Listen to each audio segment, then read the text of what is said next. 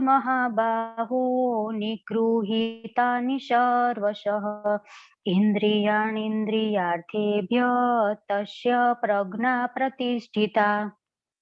તેથી હે મહાબાહુ, જે મનુષ્યની ઇન્દ્રિયો તેમના વિષયોમાંથી સંયમિત થયેલી હોય છે તેની બુદ્ધિ નિસંદેહ સ્થિર હોય છે. या निशा सर्वभूतानां तस्या जागर्ति संयमे यस्या जागृति भूतानि सा निशा पश्यतो मुने। સર્વ જીવો માટે જે રાત્રિ છે તે આત્મસંયમી મનુષ્ય માટે જાગતા રહેવાનો સમય છે, અને જે સમસ્ત જીવોનો જાગવાનો સમય છે તે આત્મનિરીક્ષણ કરનારા મુનિ માટે રાત્રિ છે. आपूर्यमाणम् अचल प्रतिष्ठं सामुद्रमापं प्रविशन्ति यद्वत् तत्कामयं विशन्ति सर्वे स शान्तिमाप्नोति न कामकामी। જેવી રીતે સમુદ્રમાં નદીઓ નિરંતર પ્રવેશ કરતી રહે છે છતાં સમુદ્ર હંમેશા સ્થિર રહે છે, તેમ વાસનાઓના અવિરત પ્રવાહથી વિચલિત નહીં થનાર મનુષ્ય શાંતિ પ્રાપ્ત કરી શકે છે, પરંતુ આવી ઈચ્છાઓનો સંતુષ્ટ કરવા મથતો મનુષ્ય શાંતિ પ્રાપ્ત કરી શકતો નથી. विहाय कामान्य सर्वान् पुमाचरति निःस्पृह निर्ममो निरहंकारः स शान्तिमधिगच्छति। જે મનુષ્ય ઇન્દ્રિય તૃપ્તિની સમસ્ત ઈચ્છાઓનો ત્યાગ કર્યો છે, જે નિસ્પૃહ રહે છે અને જેણે સ્વામિત્વના ભાવનો સર્વથા ત્યાગ કરી દીધો તથા મિથ્ય અહંકારથી રહિત થયેલો છે, તે જ વાસ્તવિક શાંતિ પ્રાપ્ત કરી શકે છે. येषां ब्राह्मी स्थितिः पार्थ नैनं प्राप्य विमुह्यति स्थिरत्वाश्याम अंतकालेऽपि ब्रह्म निर्वाणमुच्यति। આ આધ્યાત્મિક તથા ઈશ્વરમય જીવનનો માર્ગ છે, જેને પામ્યા પછી મનુષ્ય મોહવશ થતો નથી. જો મનુષ્ય મરણ સમય પણ આવી જ અવસ્થામાં રહે તો તે ભગવાનના ધામમાં પ્રવેશ પામી શકે છે.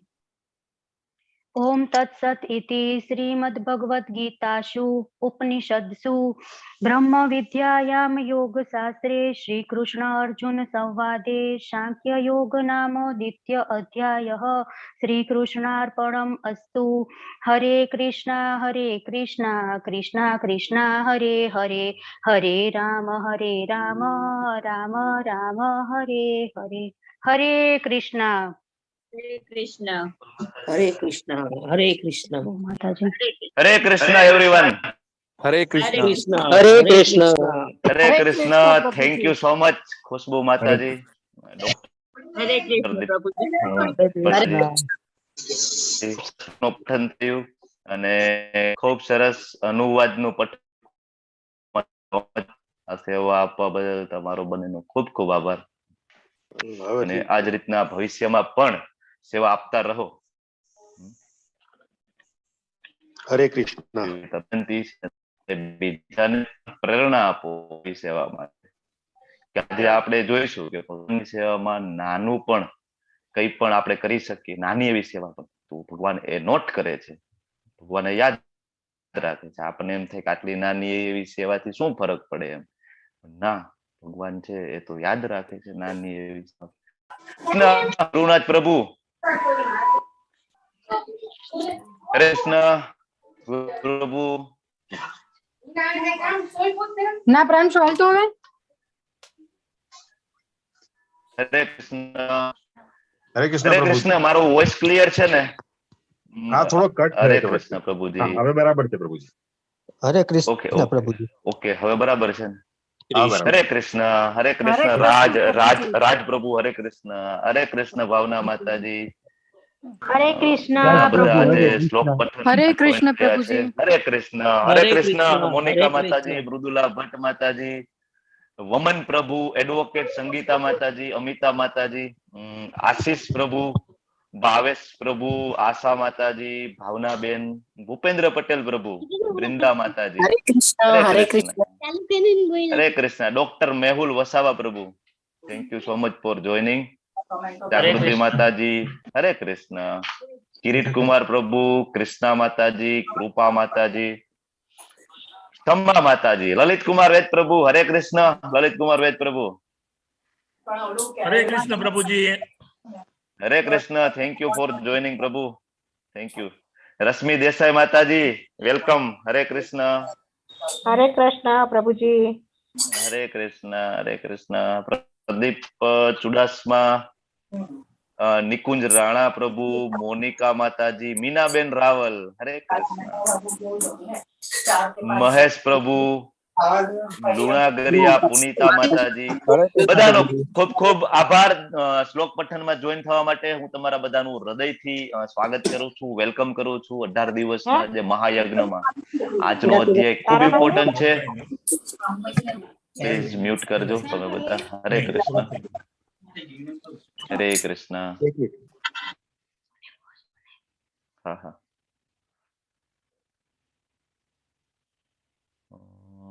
બીજા આપણા કો હોસ્ટ રવિરાજ આવી ગયા છે. ગુરુનાથ પ્રભુ, રવિરાજ કરીને કઈ છે ગ્રુપની અંદર? જોઈ લેજો પ્રભુ. રવિરાજ પ્રભુ, કામિની માતાજી નો એડ્રેસ છે નથી ને? ઓકે, સારું. તમે હેન્ડલ, ઓકે પ્રભુ, તમે હેન્ડલ કરજો ચેટ બોક્સમાં, અને બીજા કોઈને કઈ પ્રશ્ન હોય તો. શું હતું કામિની માતા? ઓકે, તમે ટાઈપ આપણે લઈશું. ઓકે, એવું કરશું, કઈ વાંધો નહીં. બરાબર, જે પણ પ્રશ્ન છે લખી નાખીશ, તો શું આપણે લિંક તૂટી જશે પછી એક પછી. એટલે વચ્ચે ક્વેશ્ચન આન્સર આપણે નહીં લઈએ. અને આજનો અધ્યાય છે ખૂબ લેન્ધી છે, ખૂબ લેન્ધી છે. 1 કલાકમાં પૂરો કરવો એટલે ચેલેન્જ છે, શક્ય નથી. એટલે તમારે બધા પાસે અત્યારથી જ માફી માંગુ છું કે આજે તમારો હું ટાઈમ વધારે જ લેવાનો છું. અને પ્રશ્ન ચેટ બોક્સમાં લખવા વિનંતી દરેક ભક્તોને. યસ યસ, હા. જેને કોઈને ક્વેશ્ચન હોય ને, તમે ચેટ બોક્સમાં અત્યારથી મૂકી દેજો, અથવા તમે નોટ કરીને રાખજો. આપણે છેલ્લે 15 મિનિટનો સમય ક્વેશ્ચન આન્સર સેશન માટે રાખીશું. તો શું આપણે અધ્યાય પૂરો કરી શકીશું પ્રભુજી? યસ યસ, હજી 7 મિનિટની વાર છે. બરાબર, એટલે બધાની રાહ જોવી પડશે. આપણે 8 વાગ્યાનો ટાઈમ મૂકેલો છે. કાલનું થોડું રિફર કરી લે પાછું, નહીં તો 5 યસ યસ, એટલે બસ એ જ કરવાનો છું હું. તો પેલા એક નાનો ગુરુ પ્રણામ મંત્ર લઈ લઈએ. નમ ઓમ વિષ્ણુપાદાય કૃષ્ણ પૃષ્ઠાય ભૂતલે શ્રીમતે ભક્તિ વેદાંત સ્વામી નીતિ નામિને નમસ્તે સરસ્વતી દેવે ગૌરવાણી પ્રચારિણે નિર્વિશેષા શૂન્યવાદી પાશ્ચાત દેશ તારીને જય શ્રી કૃષ્ણ ચૈતન્ય પ્રભુ નિત્યાનંદ શ્રી અદ્વૈત ગદાધર શ્રીવાસાદિ ગૌર ભક્તવૃંદ. હરે કૃષ્ણ કૃષ્ણ કૃષ્ણ હરે હરે, હરે રામ રામ રામ હરે હરે. હરે કૃષ્ણ. મારો વોઇસ અને વિડીયો બે આઈ થિંક ક્લિયર છે ને? ગુરુનાથ પ્રભુ, વેલકમ. રવિરાજ,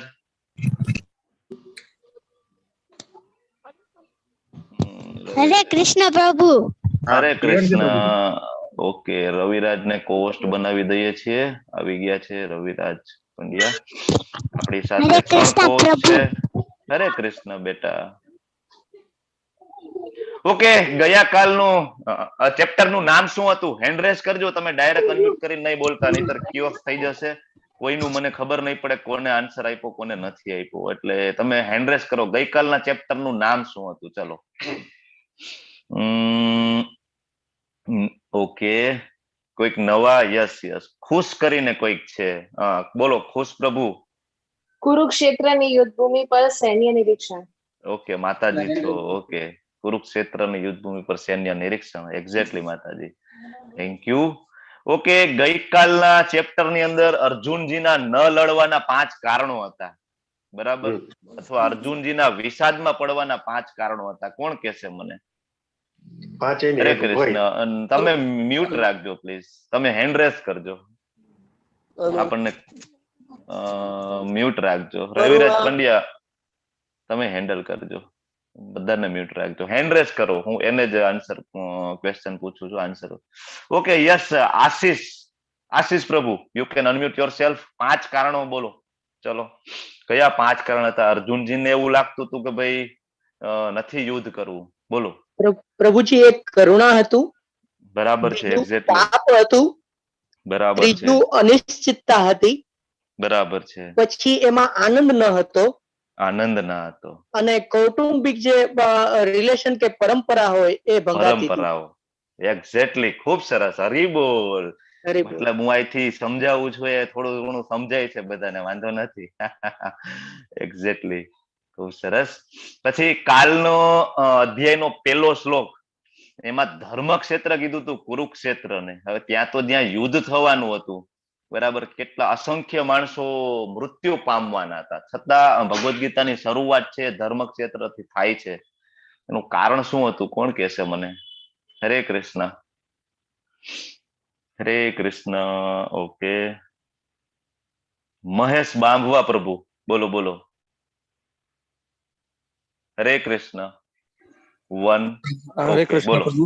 યસ મહેશ પ્રભુ, બોલો. શું કારણ હતું? એનું કારણ એ હતું પ્રભુજી કે જે યુદ્ધ હતું એ ધર્મ અને સત્ય ઉપર હતું. Okay okay okay. Sumit Parekh પ્રભુ, ધર્મક્ષેત્ર શું કામ હતું? એ ધર્મક્ષેત્ર એટલા માટે હતું કે એ જગ્યાએ કોઈ બી ધર્મનું કાર્ય થાય એ હંમેશા સફળ જ થાય. બરાબર છે. એક્ઝેક્ટલી. એનું કારણ શું હતું? કઈ કારણ હતું કે ત્યાં શું કામ સફળ થાય? એ ધરતી ઉપર એમને એવું વરદાન હતું કે એ સત્ય જે સાઈડ હશે એ સાઈડ જ એમનો વિજય થશે. એક્ઝેક્ટલી. બરાબર છે. ભાવનાબેન રાવ પટેલ, ભાવનાબેન પટેલ, બોલો. હરે કૃષ્ણ. હરે કૃષ્ણ પ્રભુજી. હા, બોલો બોલો પ્રભુ. એ કુરુક્ષેત્રના મેદાનની અંદર ધર્મક્ષેત્રનું એટલે ધર્મ અને કર્મનું, બરાબર, ભગવાન જે કળિયુગ છે એની શું સતયુગની અંત આવવાનો અને કળિયુગની શરૂઆત થવાની, બરાબર છે, એનું યુદ્ધ હતું. અને કળિયુગનો એક શું કહેવાય કે પ્રથમ સોપાન, પ્રથમ ધર્મક્ષેત્ર. યસ, ધર્મક્ષેત્ર શું કામ હતું? એ ધર્મનું એક ક્ષેત્ર હતું. એ ધર્મ ઉપર ચાલતું હતું. સતયુગ હતું અને ધર્મ ઉપર ચાલતું હતું. હવે કળિયુગ ધર્મ ઉપર નથી ચાલતું પ્રભુજી. Okay okay okay okay. ચાલો.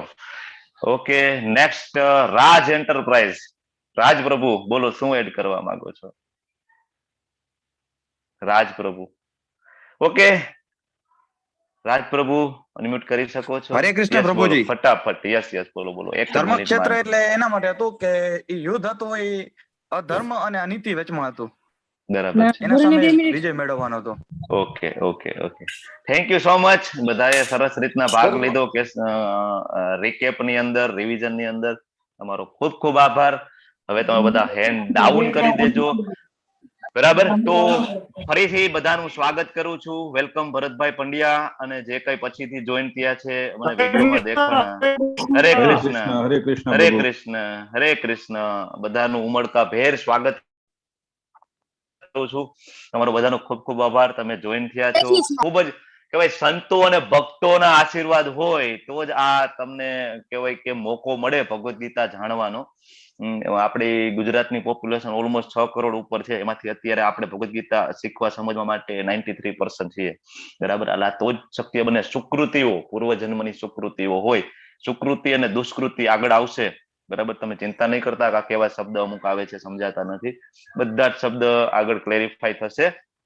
બરાબર. ભગવાન 7મા અધ્યાયના 3 અને 19માં 2 શ્લોકમાં ભગવાન બહુ ક્લિયરલી કહે છે કે મનુષ્યાણામ સહસ્ત્રેષુ, હજારો મનુષ્યો હોય, કશ્ચિત તતિ સિદ્ધે, સિદ્ધિ પ્રાપ્ત કરવા માટે પ્રયત્ન કરે. યતતામ અપી સિદ્ધાનામ, એ જે સિદ્ધિ પામે એમાંથી કોઈ કશ્ચિનમાં વેતી તત્વ, તો મને કોઈક તત્વ તો જાણે એવો તો કોઈક જ છે. એટલે એમાંથી આ તમે બધા છો. હજારો મનુષ્યોમાંથી સિદ્ધિઓ પ્રાપ્ત કરવા માટે પ્રયત્ન કરે, એમાંથી કોઈ શ્રી કૃષ્ણને જાણવા માટે તત્વતઃ પ્રયત્ન કરે, એ તમે છો. 19મા શ્લોકમાં ભગવાન ફરીથી કહે છે કે બહુ નામ જન્મના અંતે, હજારો જન્મના અંતે જ્ઞાનવાન મામ પ્રપદ્યંતે, જ્ઞાની માણસો છે. મામ એટલે કે મને એટલે શ્રી કૃષ્ણને, પ્રપદ્યંતે એટલે શરણાગત થાય છે. વાસુદેવ સર્વમિતિ, કે વાસુદેવ છે ભગવાન શ્રી કૃષ્ણ છે, સર્વમિતિ એ જ સર્વ છે. સ મહાત્મા સુદુર્લભ, આવો મહાત્મા મળવો બહુ દુર્લભ છે, ભગવાન પોતે કહે છે. બરાબર.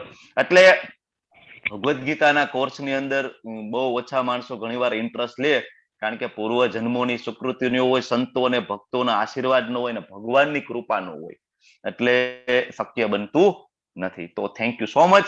અમે બધા ખૂબ જ સુકૃતિઓ છે, તમારી સુકૃતિઓને વંદન છે. આપણે પ્રણામ કરીએ શ્રી શ્રી રાધા ગોવિંદજીને પ્રણામ કરીએ, જેમની કૃપાથી આપણે આ જ્ઞાન મેળવી શકીશું. નામાનિષ્ઠા દાસ પ્રભુ, બરાબર, કે જેમના આ કોર્સના ફાઉન્ડર છે. ધર્મેશ્વર કૃષ્ણદાસ પ્રભુ, કેતન પારેખ પ્રભુ, જેમના થ્રુ આ જ્ઞાન મને મળેલું છે. અને હું ફક્ત અહીંયા ખાલી સ્પીકર બનીને બેઠો છું તમારી સામે, નથિંગ. મારું કોઈ જ જ્ઞાન નથી આની અંદર, હું કોઈ મોટો જ્ઞાની માણસ નથી.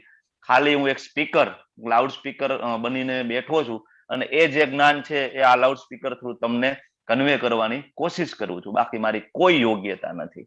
બરાબર. તો મંગળાચરણ આપણે લઈ લઈએ અને શરૂઆત કરીએ આજના ચેપ્ટરની. તમારે જે કોઈ પ્રશ્ન હોય એ તમે અત્યારે હેન્ડરેઝ નહીં કરતા, કારણ કે તમે હેન્ડરેઝ કરશો મને સ્લાઇડ જોવામાં અડચણરૂપ થાય છે. અને તમારા જે કઈ પ્રશ્ન હોય તમે લખી રાખો, અથવા તમે ચેટ બોક્સની અંદર ટાઈપ કરો. શરૂઆત કરીએ મંગળાચરણની. ભગવાન શ્રી શ્રી રાધા ગોવિંદજીને પ્રણામ કરીએ. ભગવાનના મહાન ભક્તો, એમની કૃપા માટે આપણે યાચના કરીએ, કારણ કે ભગવાનની જે કૃપા છે ને એ વાયા ભક્તો થ્રુ આવે. ભગવાનની કૃપા છે, ભક્તો થ્રુ આવે. શ્રીલા પ્રભુપાદને આપણા વંદન કરીએ, એમના ચરણોમાં નમન કરીએ. ઓમ અજ્ઞાનમ તિમિરાંધસ્ય જ્ઞાનાજન શલાકયા ચક્ષુરુન્મીલિતમ યેન તસ્મે શ્રી ગુરુવે નમઃ. શ્રી ચૈતન્ય મનોભીષ્ટમ સ્થાપિતમ યેન ભૂતલે સ્વયં રૂપ કદા મહ્યમ દદાતિ સ્વપદાંતિકમ. વંદેહમ શ્રી ગુરુમ શ્રીયુતાપદ કમલમ શ્રી ગુરુન વૈષ્ણવાંશ શ્રી રૂપ સાગર જાત સહગણ રઘુનાથાન્વિતમ તમ સજીવમ સાદ્વૈતમ સાવધૂતમ પરિજન સહિતમ કૃષ્ણ ચૈતન્ય દેવ શ્રી રાધા કૃષ્ણ પાદાન સહગણ લલિતા શ્રી વિશાખાન્વિતાંશ્ચ હે કૃષ્ણ કરુણા સિંધુ દીનબંધુ જગતપતે ગોપેશ ગોપિકા કાંત રાધા કાંત નમસ્તુતે. તપ્ત કાંચન ગૌરાંગી રાધે વૃંદાવનેશ્વરી વૃષભાનુ સુતે દેવી પ્રણમામિ હરિપ્રિયે. વાંછા કલ્પતરુભ્યશ્ચ કૃપા સિંધુભ્ય એવ ચ પતિતાનાં પાવનેભ્યો વૈષ્ણવેભ્યો નમો નમઃ. અનંત કોટિ વૈષ્ણવ વૃંદ કી જય. શિલા પ્રભુપાદ કી જય. ગ્રંથરાજ શ્રીમદ ભગવદ ગીતા કી જય. સદગુરુદેવ કી જય. જય શ્રી કૃષ્ણ ચૈતન્ય પ્રભુ નિત્યાનંદ શ્રી અદ્વૈત ગદાધર શ્રીવાસાદિ ગૌર ભક્ત વૃંદ. હરે કૃષ્ણ કૃષ્ણ કૃષ્ણ હરે હરે, હરે રામ રામ રામ હરે હરે. હરે કૃષ્ણ એવરીવન. બધા એક વખત હરે કૃષ્ણ બોલી જાઓ. હરે કૃષ્ણ હરે કૃષ્ણ. હરે કૃષ્ણ કૃષ્ણ હરે કૃષ્ણ હરે કૃષ્ણ. હરે કૃષ્ણ પ્રભુ. હરે કૃષ્ણ પરેશા પ્રભુ. હરે Krishna Hare Krishna. Hare Krishna. Hare Krishna. Thank you so much. બધાનો ખૂબ ખૂબ આભાર. બરાબર. ઘણા બધા હમણાં જોઈન થયા. હરે કૃષ્ણ. ઘણા બધા હરે કૃષ્ણ. બધાનું ફરીથી સ્વાગત કરું છું. ભાવપૂર્વક આપનું સ્વાગત છે 18 દિવસમાં. હરે કૃષ્ણ. 18 દિવસમાં ભગવદ ગીતા સમજો એ કોર્સની અંદર. હરે કૃષ્ણ. હરે કૃષ્ણ. હરે કૃષ્ણ. હરે કૃષ્ણ. 18 દિવસમાં ભગવદ ગીતા સમજો કોર્સમાં આપ બધાનું હૃદયપૂર્વક હું સ્વાગત કરું છું. આપણે હરે કૃષ્ણ. આજે આ કોર્સ નો બીજો દિવસ, બીજો અધ્યાય ગીતાનો સારાંશ. ખૂબ જ લેન્ધી ચેપ્ટર છે. તમારી બધાની પહેલેથી જ માફી માંગુ છું. તમારો આજે હું સમય થોડો વધારે લઈશ. 1 કલાકમાં ચેપ્ટર ફિનિશ કરવું એ ચેલેન્જ છે, છતાં હું પ્રયત્ન કરીશ. પણ આપણે કોઈ વસ્તુને સ્કીપ નહીં કરીએ. તમે જુઓ કે સુંદર મજાનો પિક્ચર છે. સામે કૃષ્ણજી શંખ વગાડે છે, પાછળ અર્જુનજી શંખ વગાડે છે. અદ્ભુત દ્રશ્યો છે. આ બધા ચિત્રો છે એ ભગવાનના ભક્તોએ બનાવેલા છે. કોઈ પ્રોફેશનલ આર્ટિસ્ટ એ બનાવેલા નથી. ભગવાનના જે શાશ્વત ભક્તો છે એમને આ બધા ચિત્રો બનાવેલા છે. આગળ આને આપણે ચર્ચા કરીશું. આ બધા ચિત્રો જોઈને આપણને એક કહેવાય ને કે આનંદ આવે, આપણને ભાવના આવે, એવા આ બધા ચિત્રો છે. ભગવદ ગીતા એવો ગ્રંથ છે. એકચ્યુઅલી આમ તો કેવું છે કે આ બીજા અધ્યાયની અંદર આખી ભગવદ ગીતા છે ને એ જનરલી પૂરી થઈ જાય છે, કારણ કે બધા વિષયોને આની અંદર આવરી લીધા છે. એટલે ચેપ્ટરનું નામ છે ગીતાનો સારાંશ. બરાબર. પછી તમને એમ થાય કે ભાઈ ભગવદ ગીતા બીજા ચેપ્ટરમાં ફિનિશ થઈ જાય તો પછી 18 અધ્યાય સુધી શું? પણ અર્જુનજી છે એ આપણા માટે અલગ અલગ ઝીણા ઝીણા એમાંથી એકમાંથી બીજા પ્રશ્ન પૂછે, બીજામાંથી ત્રીજા પ્રશ્ન પૂછે અને ડિટેલમાં આપણને ભગવાન પાસે બોલાવડાવે છે. કોના માટે? આપણા માટે બોલાવડાવે છે. એટલે ભગવદ ગીતા બીજા ઘણા બધા તમે ગ્રંથો જુઓ પણ એ વન વે કન્વે હોય છે કે એક જ કોઈ પણ ગુરુ અથવા કોઈ પણ બોલતા હોય અને સાંભળવાનું હોય. જયારે ભગવદ ગીતામાં એવું નથી. આ તો પ્રશ્ન ઉત્તર, ક્વેશ્ચન આન્સર એવું અદ્ભુત ગ્રંથ છે આપણો. આ એક ભગવદ ગીતાની ખાસિયત છે. કારણ અર્જુનજી પ્રશ્ન પૂછે છે, ભગવાન છે જવાબ આપે છે. અર્જુનજીનું ગ્લોરિફિકેશન આપણે આગળના 6થા અધ્યાયના શ્લોકો સમજવા માટે જરૂર પડશે. આપણે જાણીશું. તમને બધાને એમ થાય કે અર્જુનજી આટલા બધા શાશ્વત ભક્ત હતા, તેને નોલેજ નહોતું, એને જ્ઞાન હતું. પણ અર્જુનજીને આપણે કાલે વાત કરી હતી, ભગવાને યોગ માયામાં મૂક્યા હતા. બરાબર. યોગ માયા અને મહામાયા આ બધા શબ્દો તમને થોડાક એવા લાગશે સમજાતા નથી, આગળ આવશે, ચિંતા નહીં કરતા. જનરલી ભગવાન છે એના ભક્તોને યોગ માયામાં મૂકે અને આપણે બધા મહામાયામાં 3 ગુણોની અંદર આપણે બધા ફસાયેલા છીએ. બરાબર. જયારે ભગવાન છે એને લીલા કરવી હોય તો એના ભક્તોને યોગ માયામાં મૂકે. ધારો કે યશોદા માતા છે, ભગવાન એને યોગ માયામાં મૂકે માતાને. બરાબર. તો યશોદા માતાને જઈને કોઈ એમ કે ભાઈ તમારા કાનાએ તો કાલિયા નાગનું દમન કરી નાખ્યું, ગોવર્ધન પર્વત એક આંગળી ઉપાડી લીધો. યશોદા માતા એમ કે હોય જ નહીં, ખોટી વાત છે. કે પાછળ વાંદરું પાછળ પડે, માકડું પાછળ પડે ને મારી સોળમાં મારા કહેવાય કે સાડીમાં આવીને છુપાઈ જાય છે કાનુડો, અને તમે બધા એમ કહો છો ગોવર્ધન પર્વત ઉપાડે. એ તો એના કહેવાય કે પાછળ એના નંદ બાબા હતા. બરાબર. એના બીજા મિત્રો હતા. બરાબર. એ બધા લાકડીનો ટેકો રાખેલો હતો એટલે ગોવર્ધન પર્વત ઉચકેલો હતો. યશોદા માતાજી એમ કે જ નહીં કે કારણ કે એ યોગ માયામાં છે. બરાબર. સેમ વે, કારણ કે નહીતર ભગવાનને આ જે વાત્સલ્ય ભાવ છે, દાસ્ય ભાવ છે, આ બધું આગળ આપણે શીખીશું. માધુર્યનો આનંદ કઈ રીતના મળે, કેવી રીતના આવે. ભગવાન છે એના ભક્તોને યોગ માયામાં મૂકે તો જ થાય. બરાબર. એક ઘટના છે કે ત્યાં ગોલક વૃંદાની અંદર જે ભગવાનના મિત્રો હોય, બરાબર, ઘરે જઈને એમ કે છે કે એની માને કહે તમે કહેતા હતા કૃષ્ણ તો આમ છે ને એને તો ગોવર્ધન પર્વત ઉપાડી લીધો ને આનો વધ કરી નાખ્યો, પણ આજે મેં કૃષ્ણને હરાવી દીધા અને અમે શરત મારી હતી કે ભાઈ જો હું તને હરાવી દઈશ તો તારે મને ખંભે ઉપાડીને વનમાંથી ઘરે લાવવો પડશે. તો આજે કૃષ્ણ એ મને ખંભે ઉપાડીને ઘરે લાવ્યા છે. બરાબર. તો ભગવાન આવો જે આનંદ છે, એની જે લીલાઓ છે એ કરવા માટે એના જે ભક્તો છે, એના જે મિત્રો છે એને ક્યાં રાખે? યોગ માયામાં મૂકે. તો આ પૂર્વ બંધારણ સાથે આપણે આજનો અધ્યાય શરૂઆત કરી. આપણે હમણાં જોયું અર્જુનજીના ન લડવાના 5 કારણો હતા. પેલું કારણ હતું હમણાં આપણે એક પ્રભુએ સરસ મજાનું આપણે 5 કારણ કીધા. તો પેલું કારણ છે કરુણા. તો કરુણા આપણે જોયું તો ભગવાનના ભક્તો હોય એને કરુણા આવે, કારણ કે એનું વિઝન છે એકદમ જોરદાર હતું. અર્જુનજીનું વિઝન ખૂબ જોરદાર હતું. એને ખબર હતી કે 68 કરોડ મૃત્યુ થવાના છે. બરાબર. અત્યારે જેવું નહીં. બરાબર કે ભાઈ કોરોનાના આંકડા બધા બહાર પડે અને ગવર્મેન્ટ અલગ અલગ નોટિફિકેશનો બહાર પડે, કદાચ આમ થશે ને કદાચ તેમ થશે ને, એવું નહીં. આ તો કન્ફર્મ કે આટલા મૃત્યુ થશે. બરાબર. તો અર્જુનજીની છે અહીંયા કહેવાય કે ભક્ત અને સેનાની દ્રષ્ટિ એની કમ્પ્લીટલી દીર્ઘ દ્રષ્ટિ હતી. બરાબર. કારણ કે એને પેલા પણ યુદ્ધ કરેલા હતા. એને ખબર હતી કે આ યુદ્ધ થશે એટલે આમાં તો બહુ મોટો આંકડો કે પેલાય નહોતો.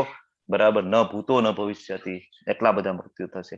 ત્યારે દુર્યોધનને કહેવાય એની મનસ્થિતિ અલગ હતી. એને તો શું હતું, પાંડવ પાસેથી રાજ્ય લઈ લેવું હતું. એને એવું હતું કે આને કોઈ સપોર્ટ નહીં કરે, કારણ કે જનરલી કેવું હોય, સત્તા પાર્ટી હોય એને બધા સપોર્ટ કરે ને. એ સમયે સત્તા પાર્ટી હતી દુર્યોધન એની પાર્ટી. તમને ખબર છે પાંડવો અને પાર્ટી પાસે સત્તા હતી નહીં. એટલે એને એમ હતું કે આને કોણ સપોર્ટ કરશે? જે કઈ બીજા રાજાઓ સપોર્ટમાં આવશે મારા સપોર્ટમાં આવશે. એક આ યુદ્ધ તો દુર્યોધન કે હું કલાકે નહીં ચાલવા દઉં, બધું બધાને મારી નાખીશ, કારણ કે મારી પાસે ભીષ્મ છે, દ્રોણ છે, કર્ણ છે, કૃપાચાર્ય છે, બરાબર. એટલે એને મેં તો નરસંહાર કદાચ થાય ને તોય આનો જ થવાનો છે, આપણું કઈ થવાનું નથી, કારણ કે પાછા કૃષ્ણ તો લડવાના નતા, બરાબર. બીજું કારણ છે આનંદ નથી, બરાબર. અર્જુનજી એમ કે છે કે ભાઈ મને આમાં કોઈ આનંદ નથી, કારણ કે હવે આનંદ નથી, આખું સામ્રાજ્યનો સમ્રાટ બનવાનો છો તું, જીતીશ તો, બરાબર, છતાંય આનંદ નથી, બરાબર.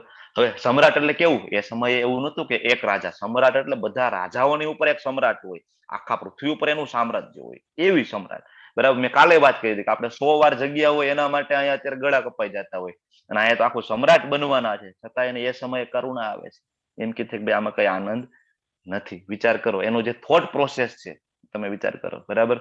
કારણ કે જનરલી કેવું હોય, આપણે આનંદ કરવો હોય તો આપણે આપણા સગાવાલા જોઈએ, આપણે આપણા મિત્રો જોઈએ, આપણે ઘરમાં પણ કોઈ સારું કામ કરીએ, આપણે મેં તમને ગઈકાલે વાત કરી હતી કે આપણે લગ્ન પ્રસંગ હોય કે ઘરનું વાસ્તુ લઈએ, કોઈ પણ સારા કાર્યો કરીએ, શું કરીએ કે આપણે બધાને ઇન્વાઇટ કરીએ, કે બધા આવે, બરાબર. અને આપણને એમ કે નહીં તમે ખૂબ સરસ કામ કર્યું, ખૂબ સરસ મકાન બનાવ્યું, એનાથી આપણને પ્રોત્સાહન મળે, આપણને ગમે, આપણને આનંદ આવે. પણ આમાં તો એમ કે છે કે ભાઈ બધા મરી જવાના છે, કઈ આનંદ છે ને. એટલે અર્જુનજી ખૂબ લાંબો વિચાર કરે છે, બરાબર. એવું નહીં કે ભાઈ અત્યારે આ બધાને કહેવાય મરવા દો અને મને તો સત્તા મળે છે ને, એવું નહોતું. ત્રીજું કારણ છે પાપ. આ હું રિપીટ એટલે કરું છું કે આ બહુ યાદ રાખવા જેવું છે, ભગવદ્ ગીતાનો આ પાયો છે, બરાબર. તો પાપનું કોણ વિચારે, બરાબર, કે જેને વેદોનું નોલેજ હોય, જેને ભગવદ્ ગીતાનું જ્ઞાન હોય, બરાબર, જેને વેદો ભણેલા હોય, પુનર્જન્મ કર્મના સિદ્ધાંતોમાં જે માનતા હોય એને પાપનું જ્ઞાન હોય, બરાબર. એ જ આવું વિચારે, કારણ કે કરોડો લોકોનું મૃત્યુનું પાપ થશે. અર્જુનજી કહે કે ભાઈ નરકમાં જઈશું આપણે, બરાબર, હું નરકમાં જઈશ. પછી કૌટુંબિક પરંપરાઓ, બરાબર, કે ઘણા બધા મૃત્યુઓ થશે, ઘરના વડીલોનું મૃત્યુ થશે, બાળકોને શીખડાવશે કોણ કે શું કરવું આગળ, બરાબર.